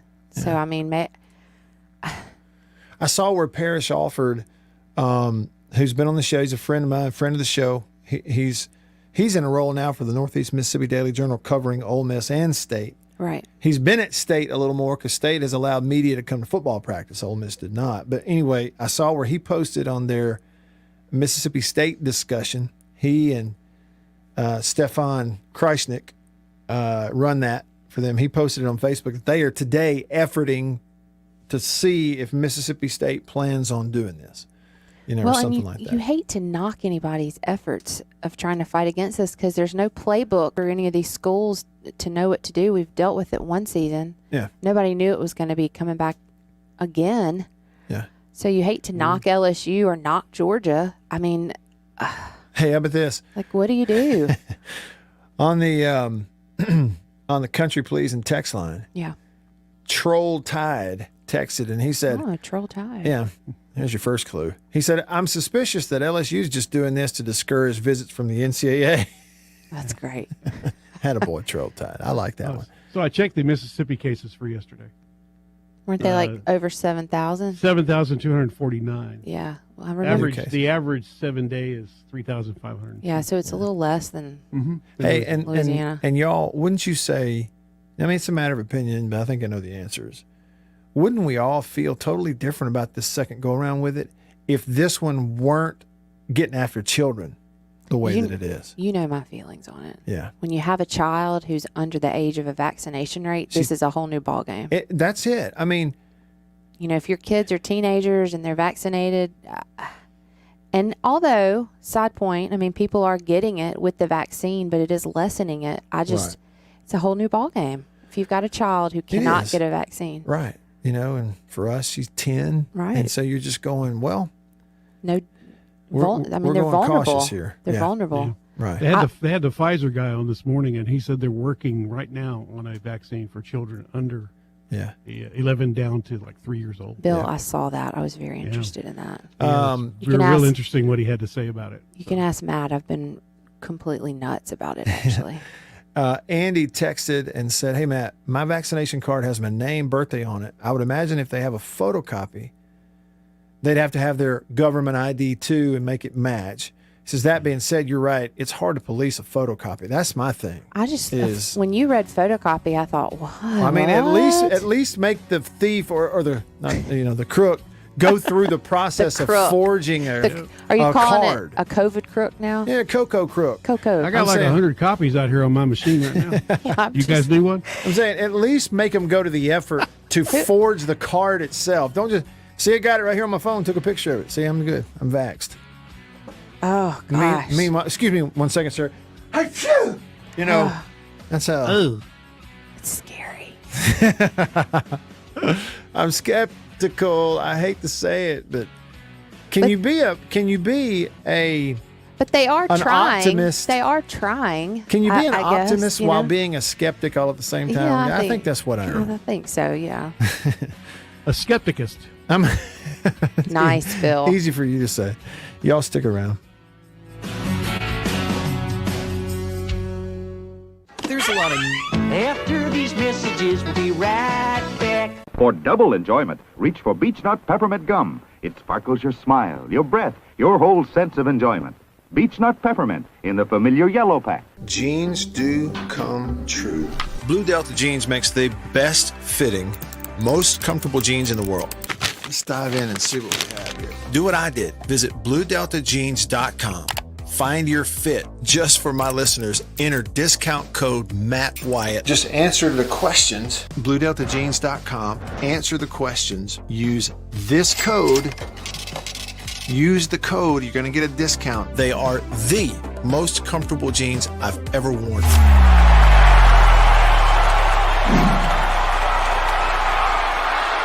Farm Bureau Insurance stands ready to provide financial relief to our communities in this time of crisis. This includes a one-time credit to all personal auto policyholders, a donation of $500,000 to the Mississippi Food Network, and additional payment options for those hit the hardest, all while continuing to service customer claims as well. But this is the time to go above and beyond. These are a few ways we're keeping the Farm Bureau promise. To learn more, talk to your agent or visit us online. Go with the home team.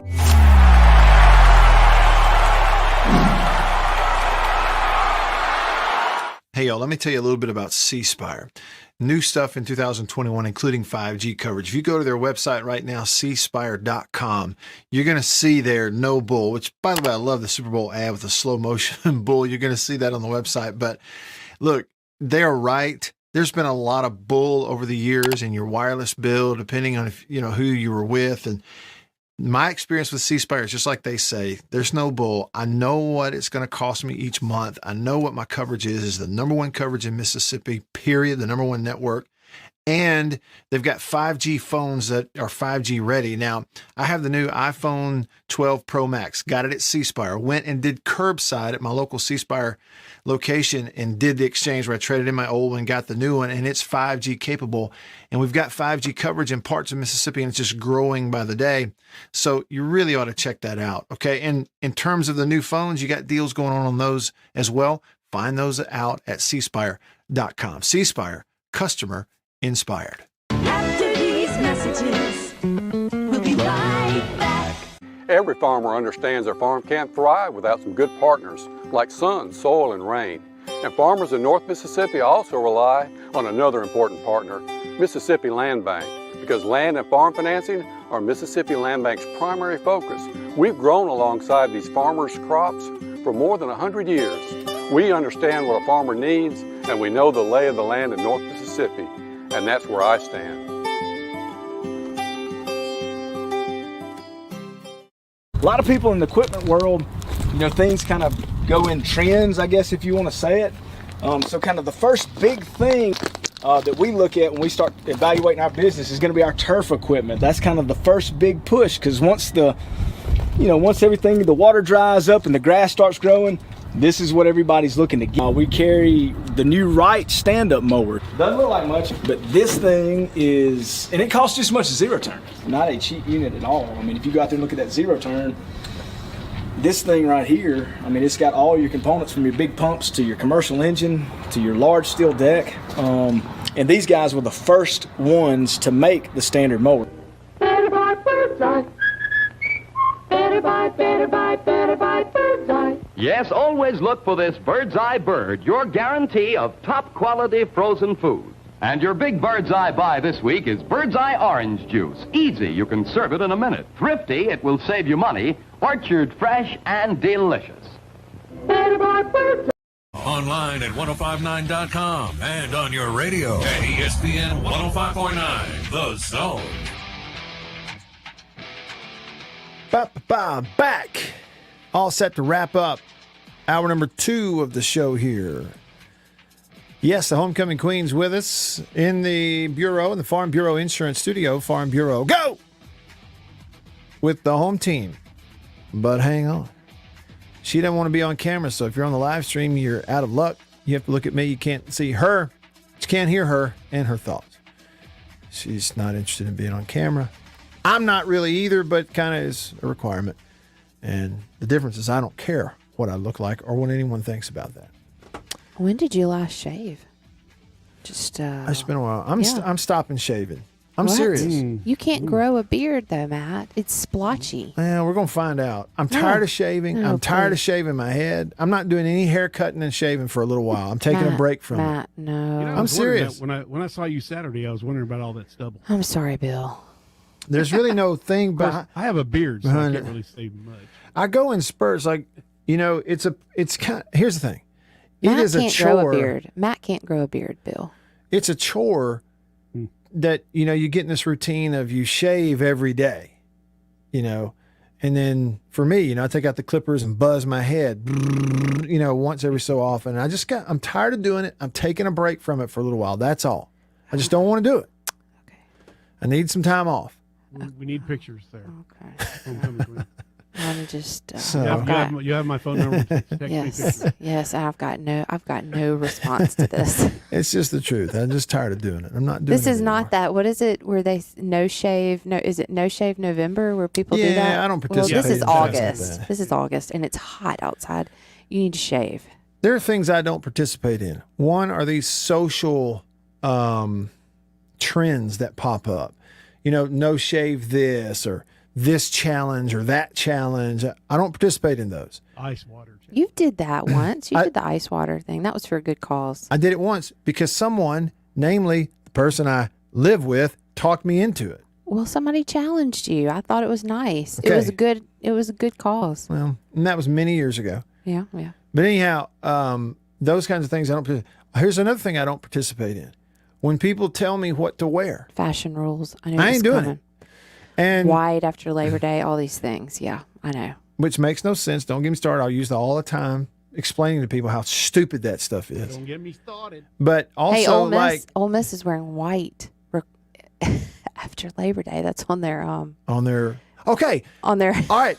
Schools coordinating what fans are supposed to wear. I'm not doing that. That never existed back in the day, but people like it. People seem to like it. I think it's fun for fans, and it looks cool for everybody to have on the same color. I rebel against it. I'm not going to be told by anybody what colors I have to wear, and frankly, I do rebel when you do Maroon Friday a lot. Well, it's because that's all I have, but it's not. I don't wear it just because it's supposedly Maroon Friday. That's all my stuff is free stuff, frankly. Okay, but I will be honest. This fall, they will tell us, okay, this is everybody's wearing black, so y'all wear black. Well, I ain't wearing black. I'll wear some other color. I've had a lot of times where I walk up in the press box and people cut their eyes at me because I don't have on maroon and the whole, we're supposed to wear maroon this particular, or this is the whiteouts. You're supposed to have on white. Well, I'm wearing something else just to prove a point. Don't be telling me what color I'm supposed to wear. Those whiteouts are really bad for the TV. I've never the chroma and the TV cameras when everybody's wearing white in the stands. It's just terrible. So as long as everybody that hears this knows that you are deep down in your heart a rebel. He's a rebel. I didn't know where you were going with that. A rebel. You heard it here first. She got you. You heard it here first. No, it's just, look. He needs to rebel. Let me just tell you something. It's like this. I know, Matt. When I know you are I know a man, you really well. I know. When you are a man and you get married and then you have a daughter, you give up just about everything, and you gladly do it, which I have. What do you mean? I gave up my office. It's now a playroom. Yeah. You have a new office. Okay. You have another office. I give up the TV. I don't watch ball games on TV almost never. You know what's on there? Jesse. Oh, on the Disney Channel. Anything for Disney, yeah. We watched the Saints last night. Hallmark Channel. Yeah, and I had to talk y'all into it because I usually have to go. I usually just go to the other den and watch it. I like to watch football. Hello. I know you do. So anyway, what I'm saying is because of that, there are some things I'm just going to hang on to. So just you're right not to wear the color. If that don't tell nobody's telling me I have to or can't wear anything. If that gives you your kicks, then you keep it on. Keep it going. And dadgummit, I don't want to shave for a while. I'm stopping. Okay. Because I'm tired of it. Okay. It's a daily chore that I don't have time for anymore. Okay. Oh, man. Bless you, man. Now, if you play football, there are rules you have to follow. Okay. You got no way. I mean, it's their game. They administer the game. If you play in the game, you have to go by their rules. There are new college football rules. Annie, Miss Homecoming Queen, let's see what you think about these new college football rules for 2021. Okay. The biggest change for college football in 2021. Are they COVID related? Nope. Oh. The expedition of overtime. They're going to expedite overtime. Limit the length of the game, number of plays.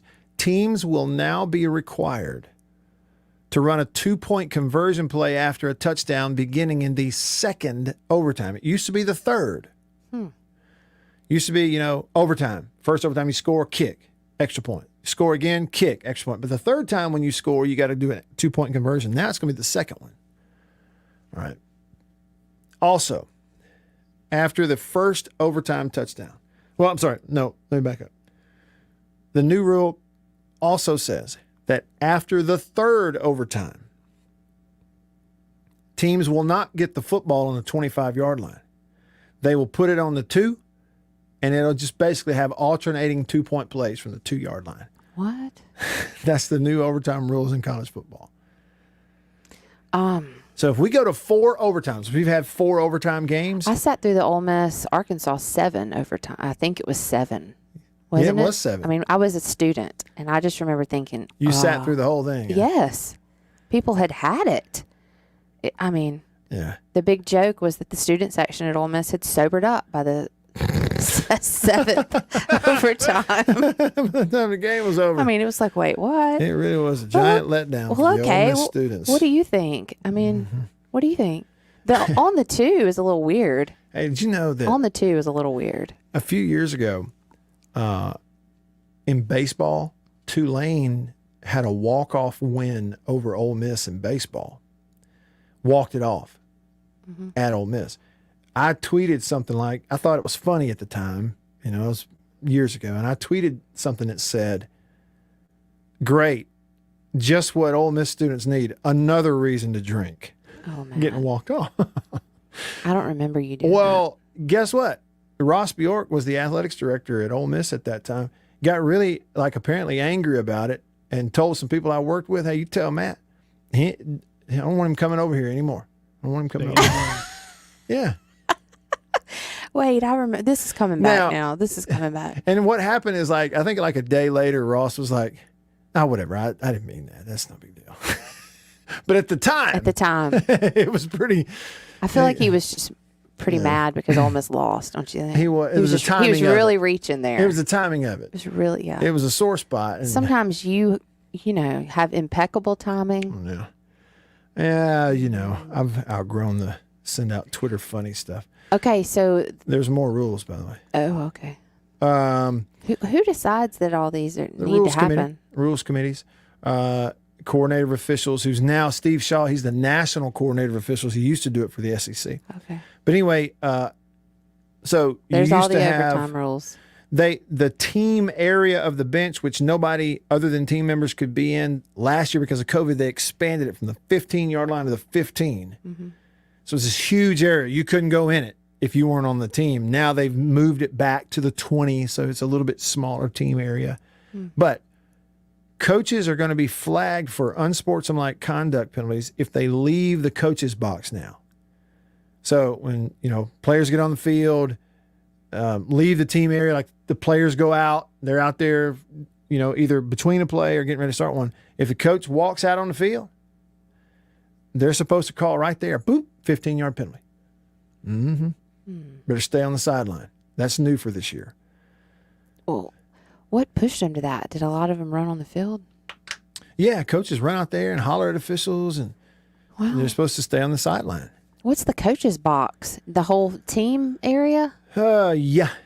Mm-hmm. The whole team area. The coach's box just means on the sidelines. Yeah, that's basically what it means. Okay, well, that's fair, I guess. Unsportsmanlike penalties. All right, video board and audio and lighting operators may now not create any distraction that obstructs play this year. If they are found guilty of doing that, the team will get an unsportsmanlike conduct penalty. That's absurd. That's a true story. You know how many millions of dollars people are spending on all this stuff to make it look good and get excited about it? Man, who gets to decide if it's bothering the team? I don't know. At Alabama, when Alabama that one needs to go. In Tuscaloosa, between plays and after a touchdown, Alabama flashes these bright red lights just start flashing. Yeah. The whole thing turns red and bright and red and bright. That's is crimson. Yeah. Hey, it is like torture. It's like light torture. It'll give you a headache, make people sick. No penalty because it'll be after they score. Yeah, they better. Big Al screams too. Yeah. Yeah, they play that too incessantly. You can hear that. Oh, and the other rule is if you're a player, you got to have your T-shirt under your pads tucked in. It can't be hanging out the flap out of the back. I feel like maybe the rules committee had a little bit too much off time this off season. Yeah. When they sobered up, they realized what That's they did. Yeah, break. That's it. All right, those are the new rules. All right. Sticker. There's a lot of noise when it comes to 5G. We're 5G ready. After these messages, we'll be right back. For double enjoyment, reach for Beech Nut Peppermint Gum. It sparkles your smile, your breath, your whole sense of enjoyment. Beech Nut Peppermint in the familiar yellow pack. Jeans do come true. Blue Delta Jeans makes the best fitting, most comfortable jeans in the world. Let's dive in and see what we have here. Do what I did. Visit BlueDeltaJeans.com. Find your fit. Just for my listeners, enter discount code Matt Wyatt. Just answer the questions. BlueDeltaJeans.com. Answer the questions. Use this code. Use the code. You're going to get a discount. They are the most comfortable jeans I've ever worn.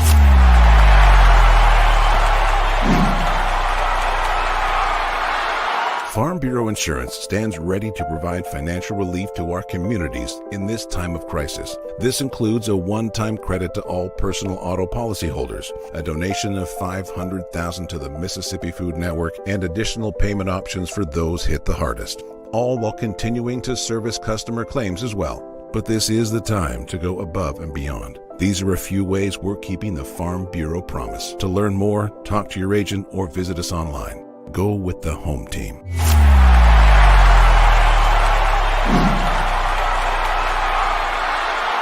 Hey, y'all, let me tell you a little bit about C Spire. New stuff in 2021, including 5G coverage. If you go to their website right now, cspire.com, you're going to see their no bull, which, by the way, I love the Super Bowl ad with the slow motion bull. You're going to see that on the website. But look, they're right. There's been a lot of bull over the years in your wireless bill, depending on if, who you were with. And My experience with C Spire is just like they say, there's no bull. I know what it's going to cost me each month. I know what my coverage is the number one coverage in Mississippi, period, the number one network. And they've got 5G phones that are 5G ready. Now, I have the new iPhone 12 Pro Max, got it at C Spire, went and did curbside at my local C Spire location and did the exchange where I traded in my old one, got the new one, and it's 5G capable. And we've got 5G coverage in parts of Mississippi, and it's just growing by the day. So you really ought to check that out. Okay. And in terms of the new phones, you got deals going on those as well. Find those out at cspire.com. C Spire, customer inspired. After these messages, we'll be right back. Every farmer understands their farm can't thrive without some good partners like sun, soil, and rain. And farmers in North Mississippi also rely on another important partner, Mississippi Land Bank, because land and farm financing are Mississippi Land Bank's primary focus. We've grown alongside these farmers' crops for more than 100 years. We understand what a farmer needs, and we know the lay of the land in North Mississippi. And that's where I stand. A lot of people in the equipment world, things kind of go in trends, I guess, if you want to say it.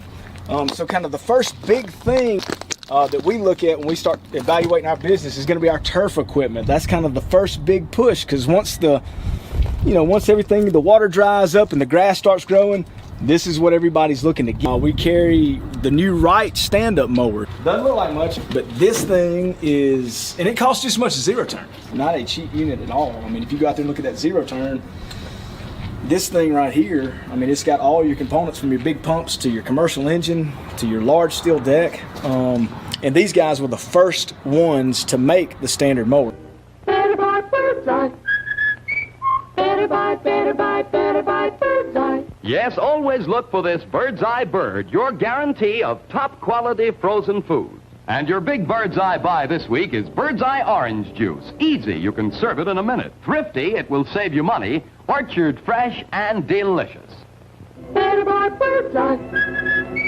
Better buy, better buy, better buy bird's eye. Now, if you know your oats and want to feel your oats and taste how good an oat cereal can be, well, you'll go for Cheerios. Great way to start the day with really great eating. That's Cheerios, one of the few foods made from oats. The tasty cereal grain everyone should have at breakfast. Crisp and golden as only a toasted oat cereal can be. And nourishing? Why, a Cheerios breakfast gives you the power protein that grown-ups need to help stay in trim and youngsters need to grow on. Toasted oat goodness, toasted oat flavor, a delicious power breakfast. That's Cheerios.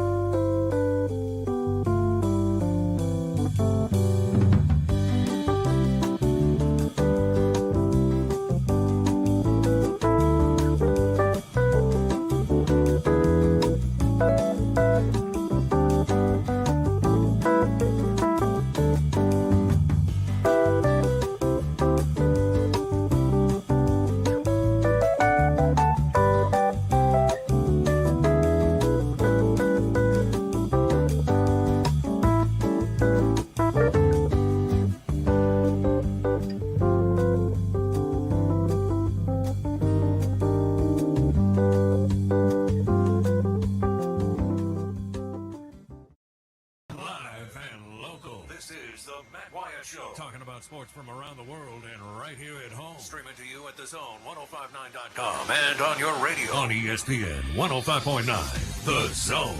I'm going to fix a casserole. How about a little casserole hour with you? Hit us up. Comment on the live stream. Text me. Call me. What's up? Welcome in. Hour 3 of the show off and running. I'm Matt in the Bureau. Farm Bureau Insurance Studio. Hour 3 is presented by Overstreet Properties in Starkville. If you're moving there, just spending a few nights there, whatever the case is, if it involves a place to stay, either permanently or temporarily, in and around Starkville, that's where you go. Overstreet Properties. Check out The contact info at overstreetproperties.com. So a lot to get into. I will give you a heads up. If everything goes according to plan, then in just a bit, we'll get to talk to Bart Gregory. He's doing a little traveling. I just saw, I didn't know, it wasn't like I talked to Bart about it, but I saw an Instagram post that he put up from the Superdome last night in New Orleans. He and his lovely wife got to go watch the Saints whip up on the Jaguars. Now, it's a preseason game, and it wound up being a close score because the Jaguars put up some fourth quarter points with all the backups in there. So wins, losses, whatever, they did win the game. But, 14-0, pretty dominant first quarter for the Saints starters against the Jags. Jameis Winston was 9 of 10 with 2 touchdowns that were not only like really good throws and kind of big boy reads and throws for Jameis, but phenomenal catches by Marquez Callaway. Here's what it sounded like on ESPN. 2nd and 6. Winston will load up and throw it down the middle of the field. There is heavy contact on Callaway. And the flags come in. Wow. That's how Jameis starts. Incredible grab for Callaway. What an opening drive for the Saints. And then later in the quarter. 2nd down and 9. Winston under pressure, throwing for Callaway. It is caught. Touchdown. Marquez Callaway. A second spectacular touchdown catch tonight. This is a great throw and catch against the Jaguars. I mean, it was really good. In pressure, man-to-man, zero blitz, guy coming off the edge. Jameis knew it wasn't going to be picked up. He stepped right into it, threw the ball. Good throw, one-on-one, up the sideline, took the lick, touchdown, and the rest is history. Looks like Jameis is your starter. But anyway, had a big crowd in there. We've talked about how the Saints were doing some different things COVID-wise, like you supposedly had to prove before you could go in there that you'd either been vaxxed or tested negative. Hey, let's talk to somebody who was there, huh? Let's do it. Right now, on the Davini phone, Davini Equipment in Madison and in Jackson, your Kubota dealer. They are the oldest Kubota dealer in the U.S. It means Davini has been doing it better, longer than anyone else right here at Davini. On the phone, Bart Gregory from Parts Unknown. Bart, how was the game last night? Hey, it was pretty cool to see to be in a ball game without fans, with fans. And so, last year was kind of surreal, and it kind of got back into it last night. Now, it wasn't packed. That's a preseason game, and I think that's one of the great things about the NFL with their concession people, with their people taking up tickets and screeners of that nature. You have preseason games to kind of get your feet up under you a little bit, and so they had a crowd last night. I thought it was probably 40-50% full, but no, it was definitely good to have a game in front of you where you actually had people in the stands. Bart, and as much detail as you're comfortable giving me and giving us, what I'm really curious about is the ingress part of this, getting into the Superdome, because everything I'd read said the Saints were going to have this policy where they were going to check and make sure you were either vaccinated or had recently tested negative for you to be able to get into the game and all this. And I assumed last night, first one in the Dome, even though it's a preseason game, was the same way. What was that process like? It was about as easy as you could possibly ask for, to be quite honest with you. And I kind of tried to peruse through social media last night during the game just to kind of see, what kind of idiots were out there raising craziness out there about how hard it was to get in, because it was very easy. I'm not ashamed to admit it. I'm vaccinated, and so it made the process easy for me. And but you could either have your card with you, you could have a picture of your card, and of course, a lot of states have the apps or the websites.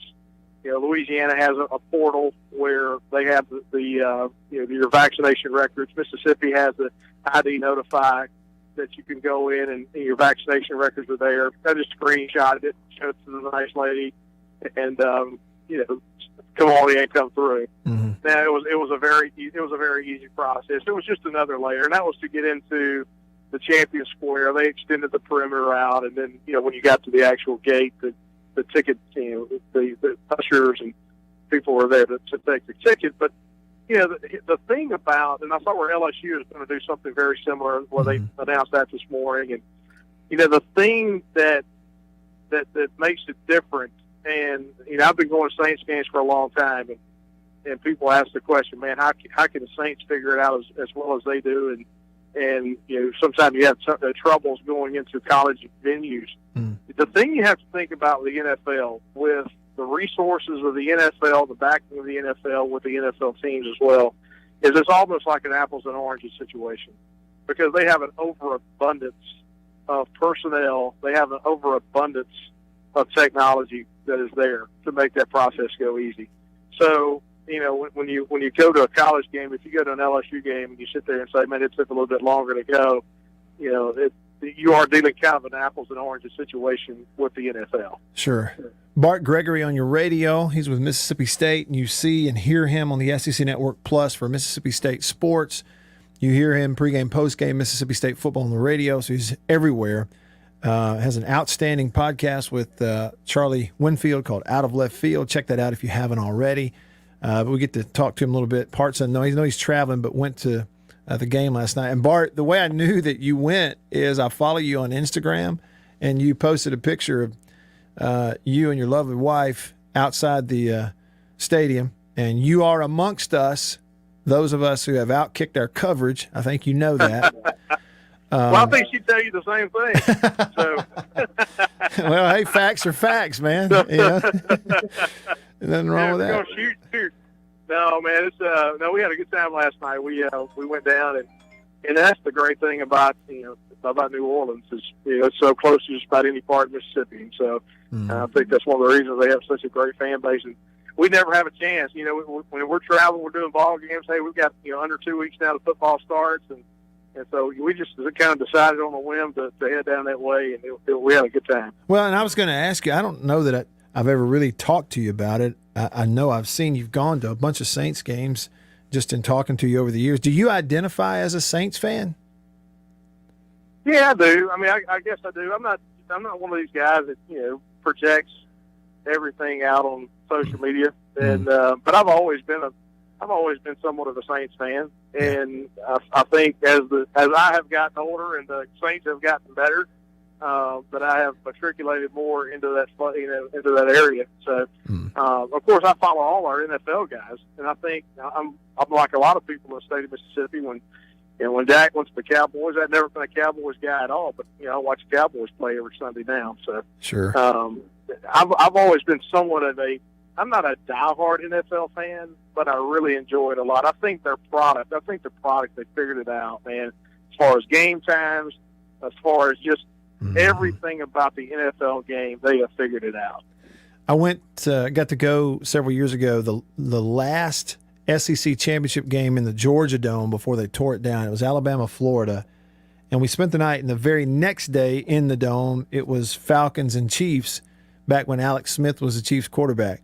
And Bart, within 24 hours, it was remarkable to me how different the atmospheres were. Not that one was good, one was bad, but like totally different. Like the college atmosphere, I would describe it more as like, yeah, there was an intensity, but there was also a formal part of the whole thing.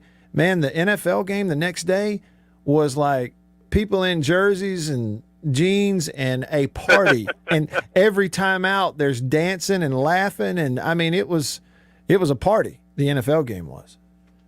Yeah, people act like nobody's watching and nobody knows who they are. Right. But and here's the thing, about the NFL and about the Saints, and if you've never been to a game down there, there's really three. If you talk to people involved in the NFL, and I actually heard Trey Wingo say this yesterday. He was on a Saints pregame show and was talking about the three places in the NFL, with New Orleans, with Kansas City, like you just said, with the Chiefs, and Seattle, are three venues that are very similar to what you see at some of the big-time college football places. Yeah. And when you start talking about the great atmospheres, and so that's what makes it pretty cool. Hey, I heard you talking about Jameis. Before I came on the air, man. Hey, he looked pretty good last night. Now Callaway made him look good too. Now, so, Look, where were you sitting in regards to those two catches? On the opposite 20-yard line. So I was a ways away from him. But hey, let me ask you this question. And Charlie and I actually talked about. I appreciate you pumping the podcast a minute ago. Charlie and I actually talked about this the other day. I want to ask you a question. You've gone through preseason camps. I'm thinking about, preseason NFL, preseason scrimmages in college football. It's almost like, to me, so many times guys try to marry stats, okay, and they try to compare stats, this guy's versus this guy's. I thought last night was one of those nights where, coming out, Jameis, it was almost like, 3-step drop out of shotgun, quick 7-yard slant, and then when Taysom Hill came in the game, it was more play action, set up in the pocket. It's almost like there's no. You've got different linemen, you've got different receivers. It's really no way to tell. It's almost like the coaching staff tries to do two completely different things with the two different style of quarterbacks. Am I wrong on that? No, not at all, right? Because it's practice, okay? That's what it is. A preseason game in the NFL sort of, in a loose way, sort of akin to these big preseason scrimmages that the colleges have, right? Because you can't play another team, so it's a game-like practice, and that's all you can do in college.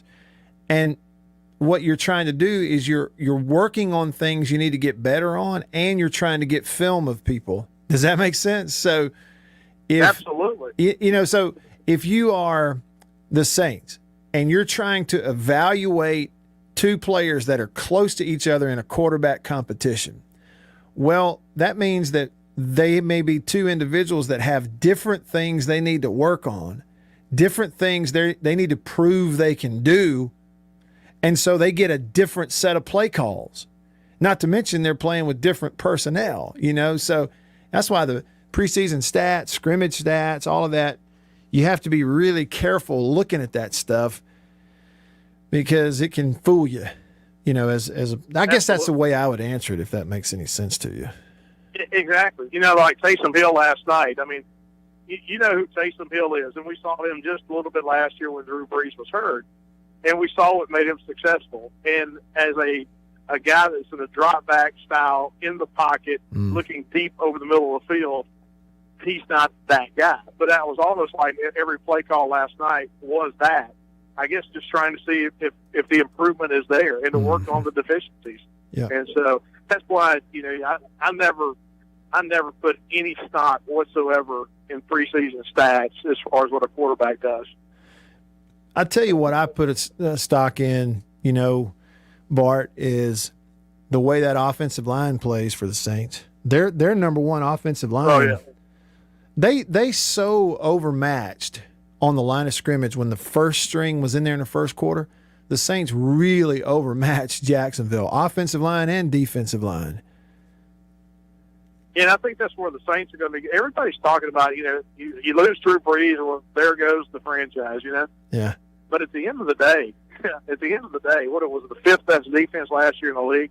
So you've got a defense that's solid. You don't have to throw it and put up as many points as you have in the past to be successful. Yeah. Because you've got a base to work with, and so hey, the thing about Jameis Winston that everybody thinks of is that year a couple of years ago where he had 30 and 30, over 30 touchdowns and 30 interceptions. If Sean Payton is going to put him in a position to kind of limit those, I mean, that's what he did with Drew Brees. Right. I mean, you limit chances of turning the ball over. And so, anyway, that's anyway.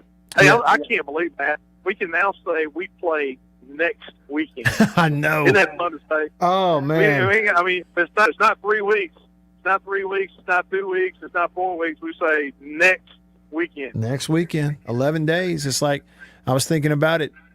Monday we're going to have Mike Leach's game week press conference, game week prep, and getting ready to play a ball. Hey, speaking of Mr. Bart Gregory of the Bulldog Club, have we sold any tickets? We're going to have any fans there for the ball game? We'll have a few. No, man, everything's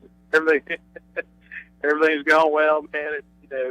It's like everywhere else, man. You got some folks who have dropped out. You got a lot of new people that have come aboard, and we've always said, and you look at this trend across college sports, across college football, is what last year did is it got people out of the habit, and somebody may have said, hey, I enjoy having my Saturdays off, or I enjoy being able to go fishing in the morning and then watch 3 games at one time, and said, hey, you know what, first time in a while I'm going to let those tickets go.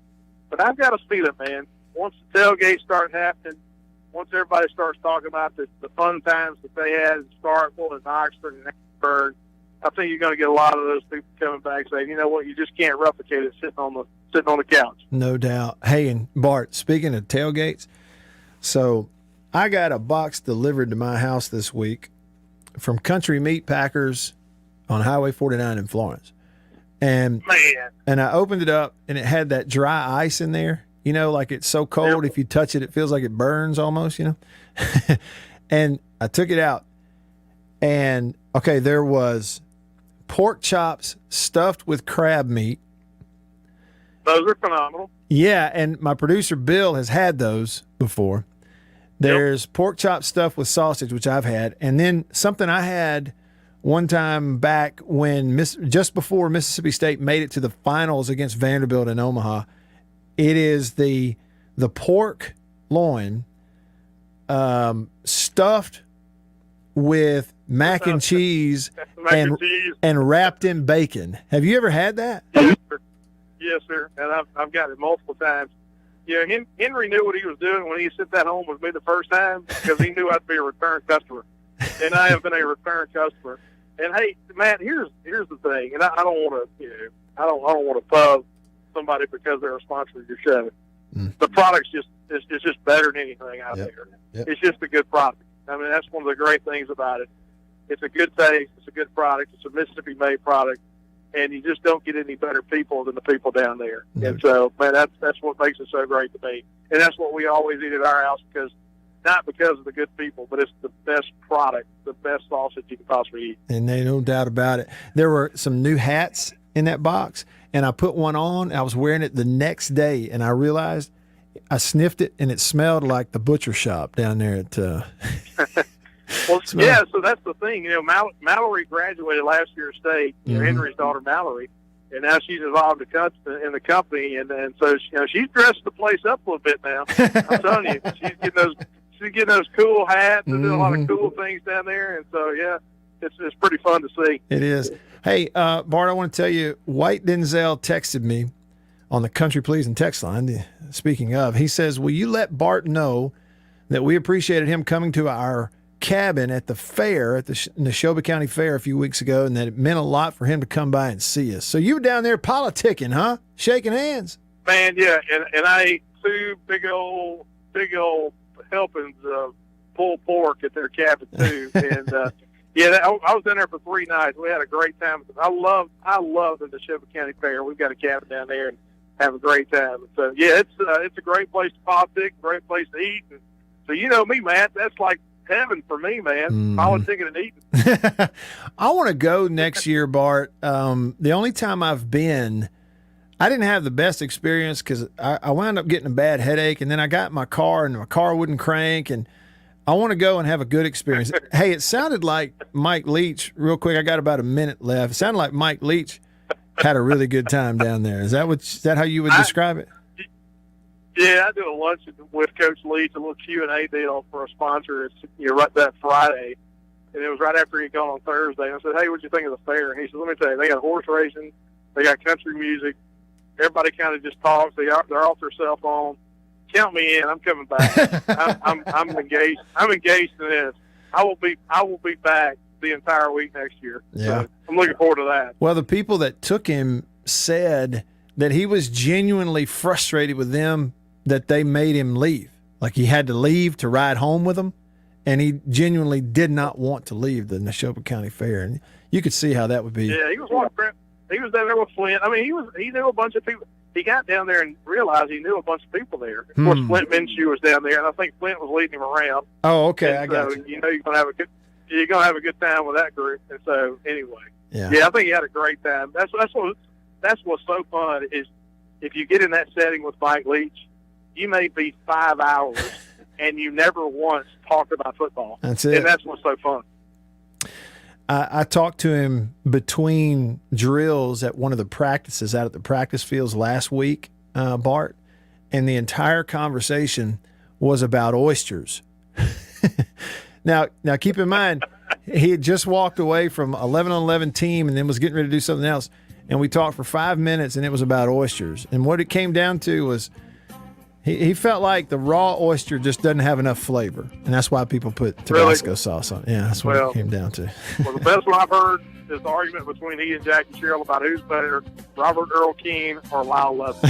So that's the best debate I've ever heard in my life. I can't imagine. Oh, I would love to hear that. Well, Bart, safe travels, man. Get back home safely, and I'll see you at Davis Wade sooner than later. Sounds good. I always appreciate it, Matt. Yep, thank you. That's Bart Gregory on your radio. Y'all follow him on Twitter if you don't. He's at Bart Gregory, SEC Network Plus, and check out the Out of Left Field podcast, he and Charlie Winfield. All right, Casserole Hour starts next. It'll be a Casserole half hour. Stick around.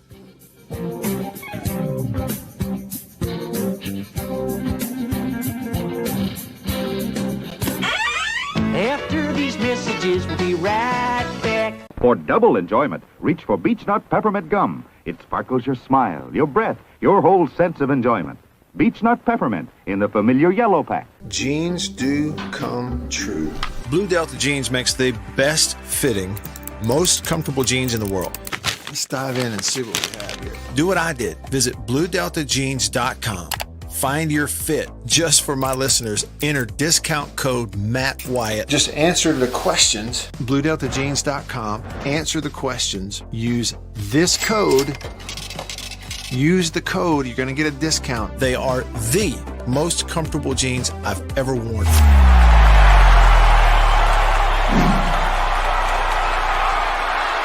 Farm Bureau Insurance stands ready to provide financial relief to our communities in this time of crisis. This includes a one-time credit to all personal auto policyholders, a donation of $500,000 to the Mississippi Food Network, and additional payment options for those hit the hardest, all while continuing to service customer claims as well. But this is the time to go above and beyond. These are a few ways we're keeping the Farm Bureau promise. To learn more, talk to your agent or visit us online. Go with the home team.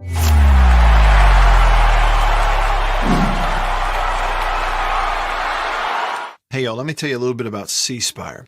New stuff in 2021, including 5G coverage. If you go to their website right now, cspire.com, you're going to see their no bull, which, by the way, I love the Super Bowl ad with the slow motion bull. You're going to see that on the website. But look, they're right. There's been a lot of bull over the years in your wireless bill, depending on if, who you were with. And my experience with C Spire is just like they say, there's no bull. I know what it's going to cost me each month. I know what my coverage is the number one coverage in Mississippi, period, the number one network.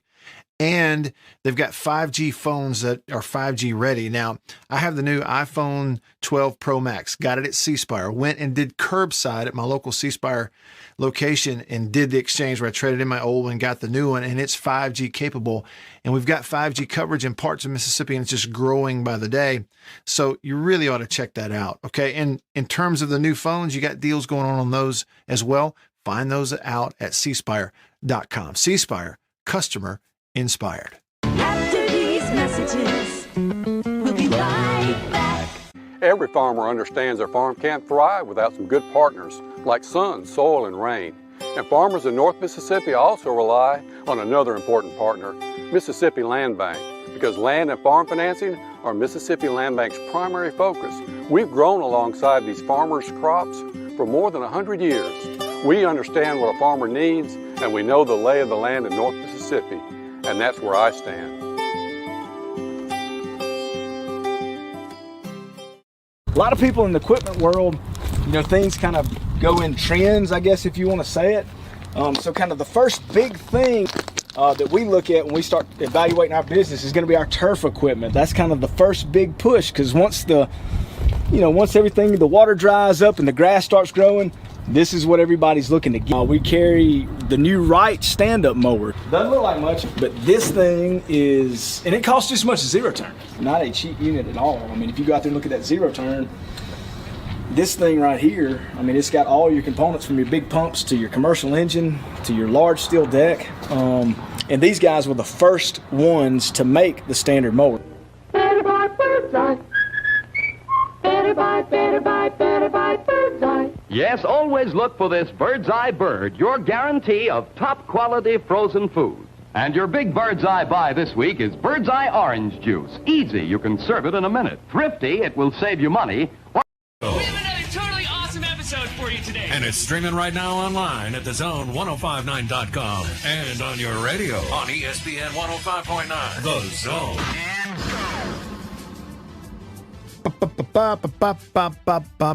Back with you. What's up? All right, let's roll. Hey, Bill. Hey, Matt. Is Ryan still hanging on? Yes, he is. He's a patient fellow, isn't he? Yes, sir. He must be. Hey, Ryan, appreciate you being patient. Give me about 30 seconds to 1 minute of the best phone call you can give me. What's up?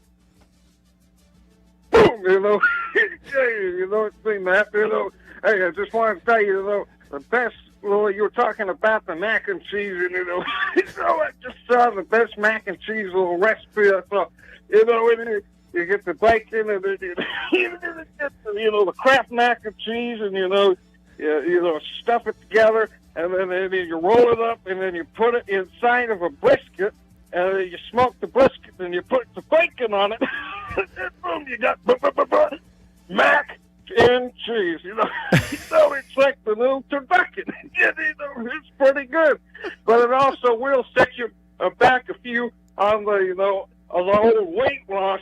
If it makes you fatter, it tastes better.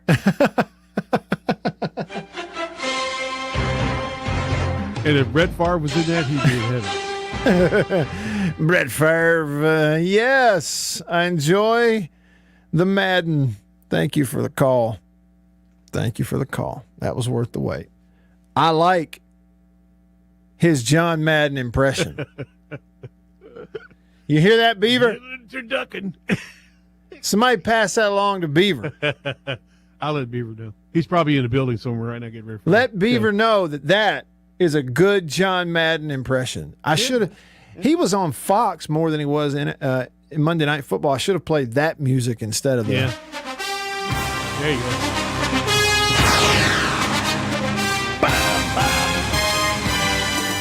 Yeah, that's what I should have done. Well, here we are as a part of the Casserole Hour. I would like to give you a heads up. We will get in the Wayback Machine at some point. Bill and I will jump over there and see what is spinning in the Wayback Machine a little bit later. But I have some other things I want to throw your way. Okay, you do have the alliance. It's been announced. It's a big old whatever.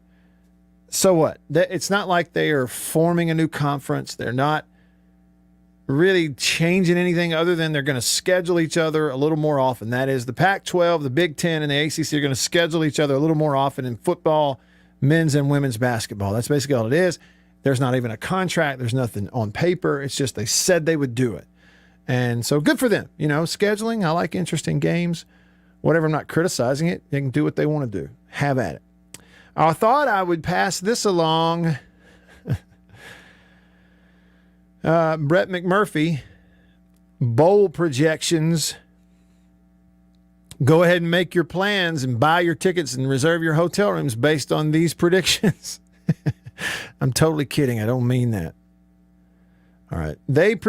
He predicts Ohio State versus Alabama in the national title game, but the playoff would be Alabama and Georgia from the SEC, Ohio State from the Big Ten, and Oklahoma from the 12, soon to be SEC, with Alabama and Ohio State advancing to the title game. All right. New Year's 6 bowls. He predicts Texas A&M versus Iowa State in the Sugar Bowl, Utah versus Wisconsin in the Rose Bowl, North Carolina versus, how about this, UCF in the Fiesta Bowl. Gus Malzahn going to take them to a New Year's 6 and year 1. And then Clemson versus Oregon in the Peach Bowl. How about Clemson not making it to the playoff, according to these bowl projections from Brett McMurphy and the Action Network? Elsewhere, he's got TCU versus Mississippi State in the Texas Bowl in Houston, Texas, played at NRG Stadium, home of the Houston Texans. He's got Florida versus Penn State in the Citrus. He's got Michigan versus LSU in the Outback. He has Miami versus Auburn in the Gator Tax Slayer Bowl, Jacksonville. He's got Louisville, a bowl team, versus UCLA in the Tony the Tiger Sun Bowl. Bill, did you realize that the Sun Bowl was now the Tony the Tiger Sun Bowl? Yeah, I think it changed a couple years back, didn't it? Yeah. To the Tony the Tiger. I always thought it was kind of funny. You know, Bill, Great. Hey, Bill, listen. You know, there are all these signs of age. You know, it's like I could fill out the blank here. You know, you're getting old when. Recently, the one I pointed to was when you get one of these little Monday through Friday pill boxes, so you know which pills to take. Right. You know, you Like know you you're can't remember. Right. You have a schedule of pills because if you don't have this, you will not remember if you took them or not. Okay, that's when you know you know. But you also know you're getting old when you look up and you go, Tony the Tiger, Frosted Flakes. I haven't eaten Frosted Flakes in years. Haven't even thought about them in years. And I used to love them. I can't say that because I just had some last week, I think. Did you? Okay, well maybe it's not it. not an age thing then.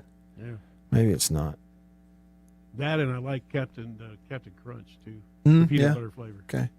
I just stopped eating cereal at some point. I will say about Frosted Flakes, they are great. Yes, they are. All right. Anyway, he's got Ole Miss versus Pittsburgh in the Mayonnaise Bowl up in Charlotte, North Carolina. It used to be the Belk Bowl. It's at the home of the Carolina Panthers. So they have Ole Miss versus Pitt in Charlotte. Indiana versus Missouri in the Music City. Anything else from the SEC? Notre Dame versus Texas in the Cheez-It Bowl in Orlando. Wait a minute. Not at the Citrus? It's in Orlando. What is that? Used to be the Citrus. Is it Cheez-It? Well, it's a Cheez-It Bowl, but see, there's a Citrus Bowl up here. It must be a different one in Orlando. Anywho. They got a bunch of stadiums in Orlando, so they could have more than one, I guess. I guess they could. Mm-hmm. I don't, a whole bunch of project. Oh, yeah. Here we go. Kansas State versus Kentucky in the Liberty Bowl, December the 28th. Oh, I'll take this all day. They project Tennessee versus Memphis in the Birmingham Bowl. That'd be a fun one. Tulsa versus Arkansas in the Gasparilla Bowl in Tampa. That's the old Poinsettia Bowl. They play that indoors there where the Tampa Bay Rays play baseball. Interesting smells in that building. I'll just be honest with you. I've been in there. And I think that's it in terms of SEC teams and bowl games, I believe. Yeah. Well, I'm scrolling to see if they have Southern Miss in one. They got UAB in a bowl they project. La Tech in one. They got Florida Atlantic in a bowl. They do not have Southern Miss projected in a bowl this year. But I bet they'll make one. I bet Will Hall will make a bowl this year. Anyway, I thought I'd just throw that out there. It's bowl projections. At least one. Thanks, State being a bowl. Ole Miss kind of has them in the same rung there, hovering around New Year's Day, just under the New Year's Six bowls. Ole Miss in Charlotte, State in Texas. You know what? In terms of bowl venues, hey, Bill, and then I'm coming to the phone. State played at that stadium where the Houston Texans play in Houston, NRG Stadium, against Oklahoma State, season opener 2013 maybe. You get on an elevator, and to go all the way to the top where the press box is, you hit the number 8. You press 8 on the elevator. You go past 7 something, all the way to the top. Jim Ellis and I were sitting up there. We're in the radio booth. Well, it's Houston in September. It's 100 degrees in the shade.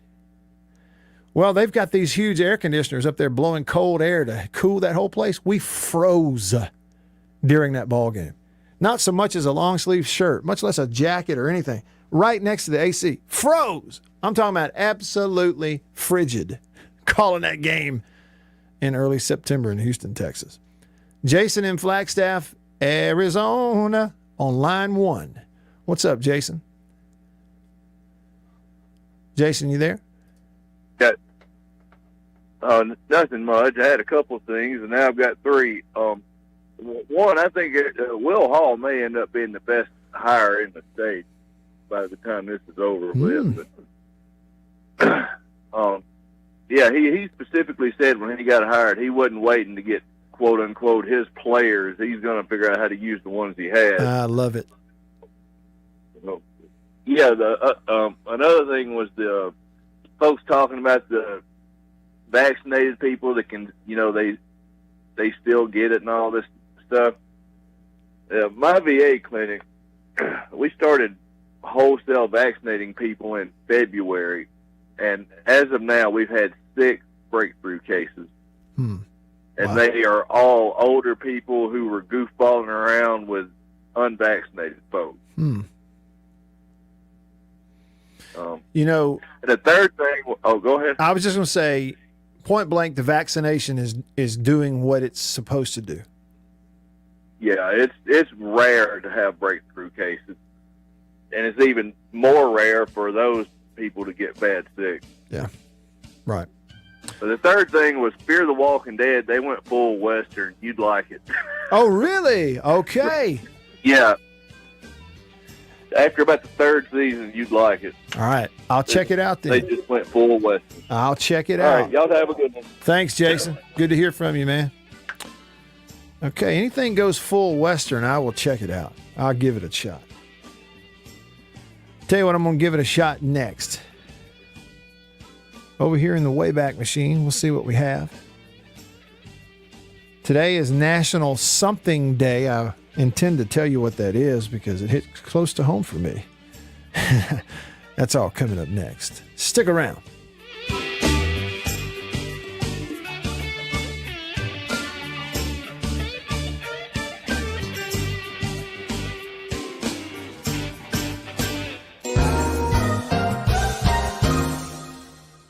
Farm Bureau Insurance stands ready to provide financial relief to our communities in this time of crisis. This includes a one-time credit to all personal auto policyholders, a donation of $500,000 to the Mississippi Food Network, and additional payment options for those hit the hardest, all while continuing to service customer claims as well. But this is the time to go above and beyond. These are a few ways we're keeping the Farm Bureau promise. To learn more, talk to your agent or visit us online. Go with the home team. After these messages, we'll be right back.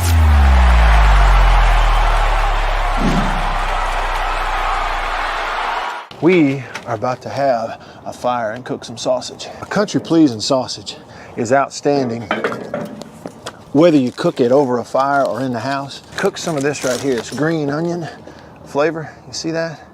But this right here is my favorite, the maple flavor. And this is great for breakfast. It's awesome cooking it in the house because it makes the whole house smell good. Oh yeah. Let's eat country pleasing sausage, the best, hands down. If you go to countrypleasing.com, you can actually order this and deliver it to your house. Country pleasing sausage, hands down, the best. Trust me. Divinity Equipment, Spring Ridge Road in Jackson, Highway 51 in Madison. Hey, y'all, let me tell you a little bit about C Spire. New stuff in 2021, including 5G coverage. If you go to their website right now, cspire.com, you're going to see their No Bull, which, by the way, I love the Super Bowl ad with the slow motion bull. You're going to see that on the website. But look, they're right. There's been a lot of bull over the years in your wireless bill, depending on if you know who you were with. And my experience with C Spire is just like they say, there's no bull. I know what it's going to cost me each month. I know what my coverage is the number one coverage in Mississippi, period, the number one network. And they've got 5G phones that are 5G ready. Now, I have the new iPhone 12 Pro Max, got it at C Spire, went and did curbside at my local C Spire location and did the exchange where I traded in my old one, got the new one, and it's 5G capable. And we've got 5G coverage in parts of Mississippi, and it's just growing by the day. So you really ought to check that out, okay? And in terms of the new phones, you got deals going on those as well. Find those out at cspire.com. C Spire, customer inspired. After these messages, we'll be right back. Jeans do come true. Blue Delta Jeans makes the best fitting, most comfortable jeans in the world because they are uniquely made for you and only you. Let's dive in and see what we have here. Do what I did. Visit BlueDeltaJeans.com. Find your fit, design a jean, and before you know it, you'll be addicted. Just for my listeners, enter discount code Matt Wyatt, all lowercase. BlueDeltaJeans.com. I just entered, what I knew about myself. I just answered the questions, and here they are. Nice. Yeah, Blue Delta. Just answered the questions, and they fit absolutely perfectly. They couldn't fit better. So just go online, BlueDeltaJeans.com, answer the questions, use this code. Use the code. You're going to get a discount. They are the most comfortable jeans I've ever worn, and I know that you are going to love them too.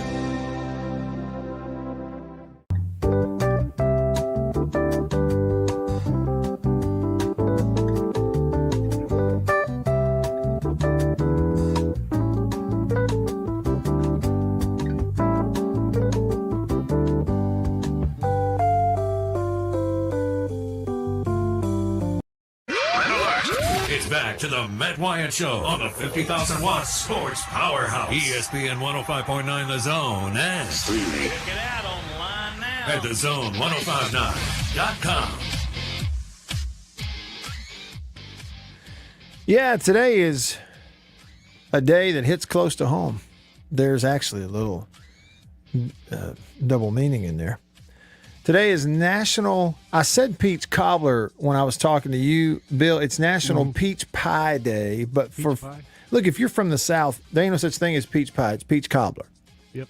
Right? Well, there is peach pie, but cobbler's better. I mean, it is. That's the thing. I think what we learned in the South, where food is the best, is peach. Why make peach pie when you could make peach cobbler? There you go. Yeah. Correct. Just take that one little extra step there. That's it. I mean, I say close to home. All right. So my family, my roots, everything goes back to Chilton County, Alabama.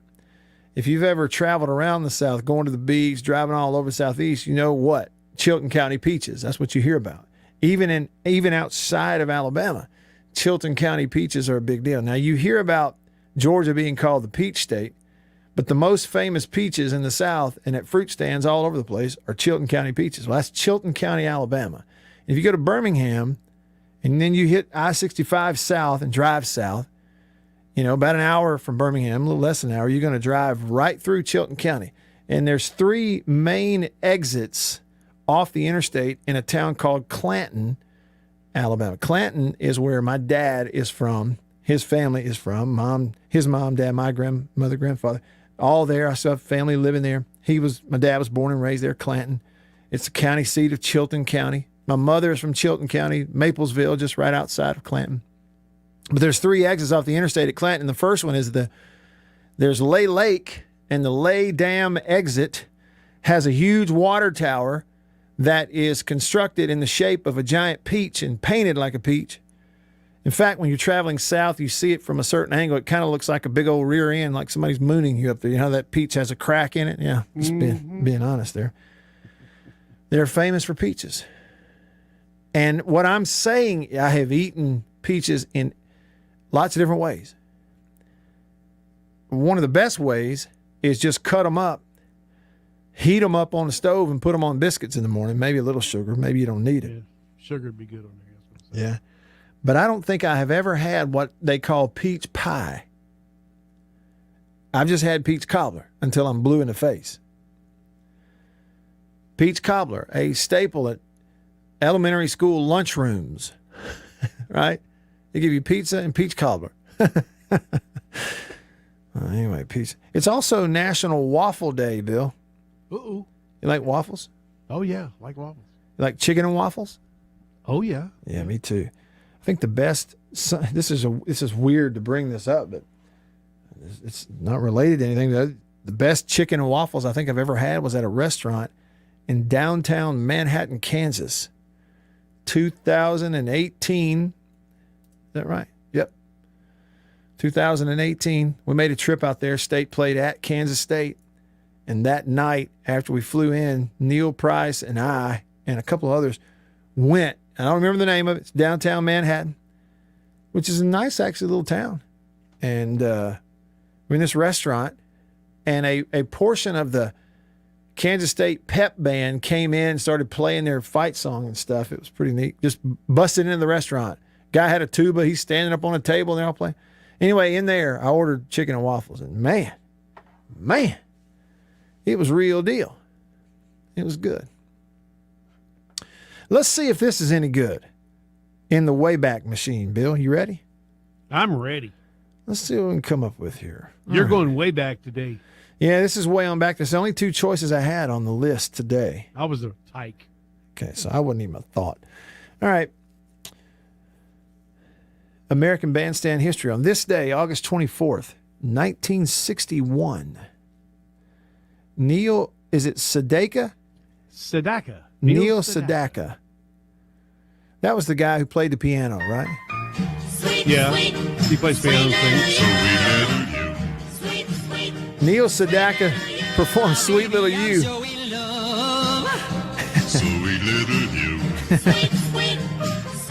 He's definitely a soprano. Yeah. I'm trying to think. Bill, didn't Neil Sedaka make a cameo appearance in one of those Austin Powers movies? He might have, but he's famous for his song "Breaking Up Is Hard to Do." He did it back in the '60s in a fast version, and then in the '80s, he did a slow version of it that became a hit again. Yeah. And he's mentioned in a Captain and Tennille song about Sedaka's back because he had a really big hits in the '80s. Yeah. Okay. So he really had like 2 careers. All right, so that was on this day, 1961, Neil Sedaka, Sweet Little You. 1 year later, on the same day, August 24th, exactly 1 year later, 1962, on the American Bandstand stage, Dave Baby Cortez with Rinky Dink. And this is an instrumental because, he's a guitarist. So all he does is play the guitar? Well, actually, he's an organist. I'm sorry, he's an organist.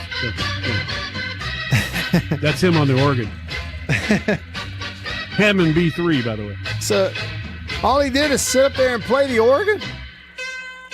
Yeah. That sounds like that little hit from that song. Yeah, I know what you're talking about. From Dirty Dancing. On the Dirty Dancing soundtrack.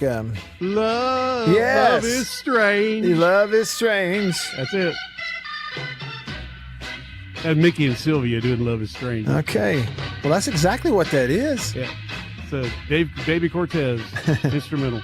Okay. Well, you learned something new. You took it way new. back because I was like 7 and 8 years old when those came out. So when you got in the Wayback Machine today, you went way back. I sure did. Yeah.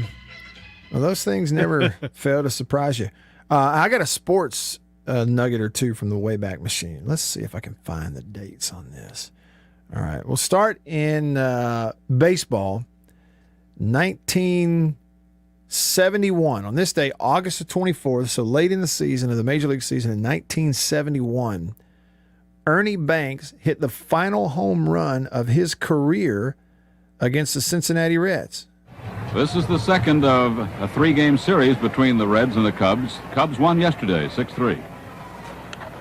Here's a good shot off the bat of Ernie Banks, deep to left field.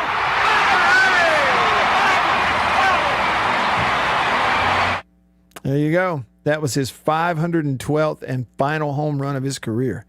Hit it on this day, August 24th, 1971. All right, 4 years later, August the 24th, 1975. Here you go, Cardinals fans. Lou Brock stole his 800th base of his career. Cardinals beat the Braves 6-2. It was in St. Louis.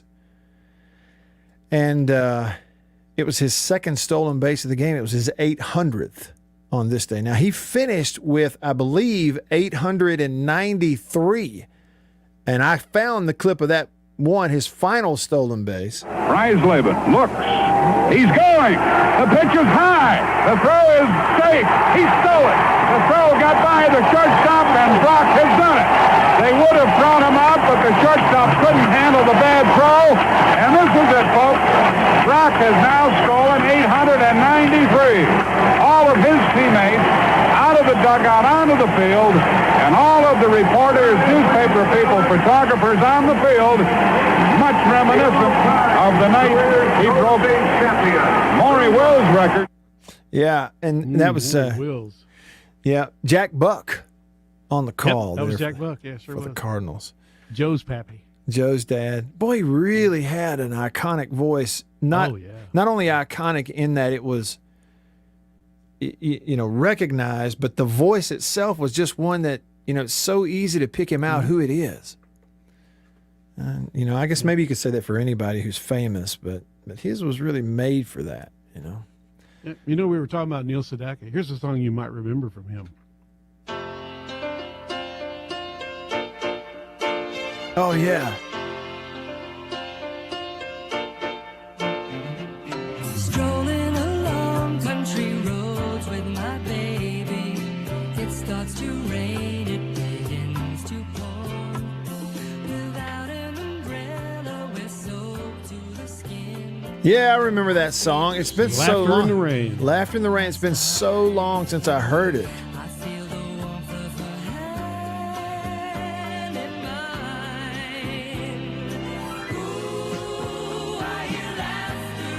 That's it.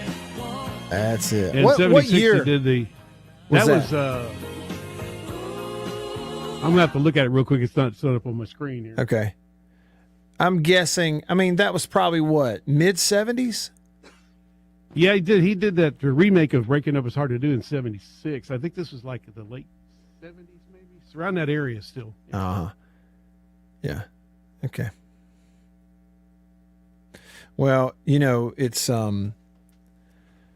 Yeah, it doesn't have a year on it, but I could look. So you talking about his career from the first song you played, just looking at to this one, you're talking about 15 years across a couple of different genres right there for the same guy.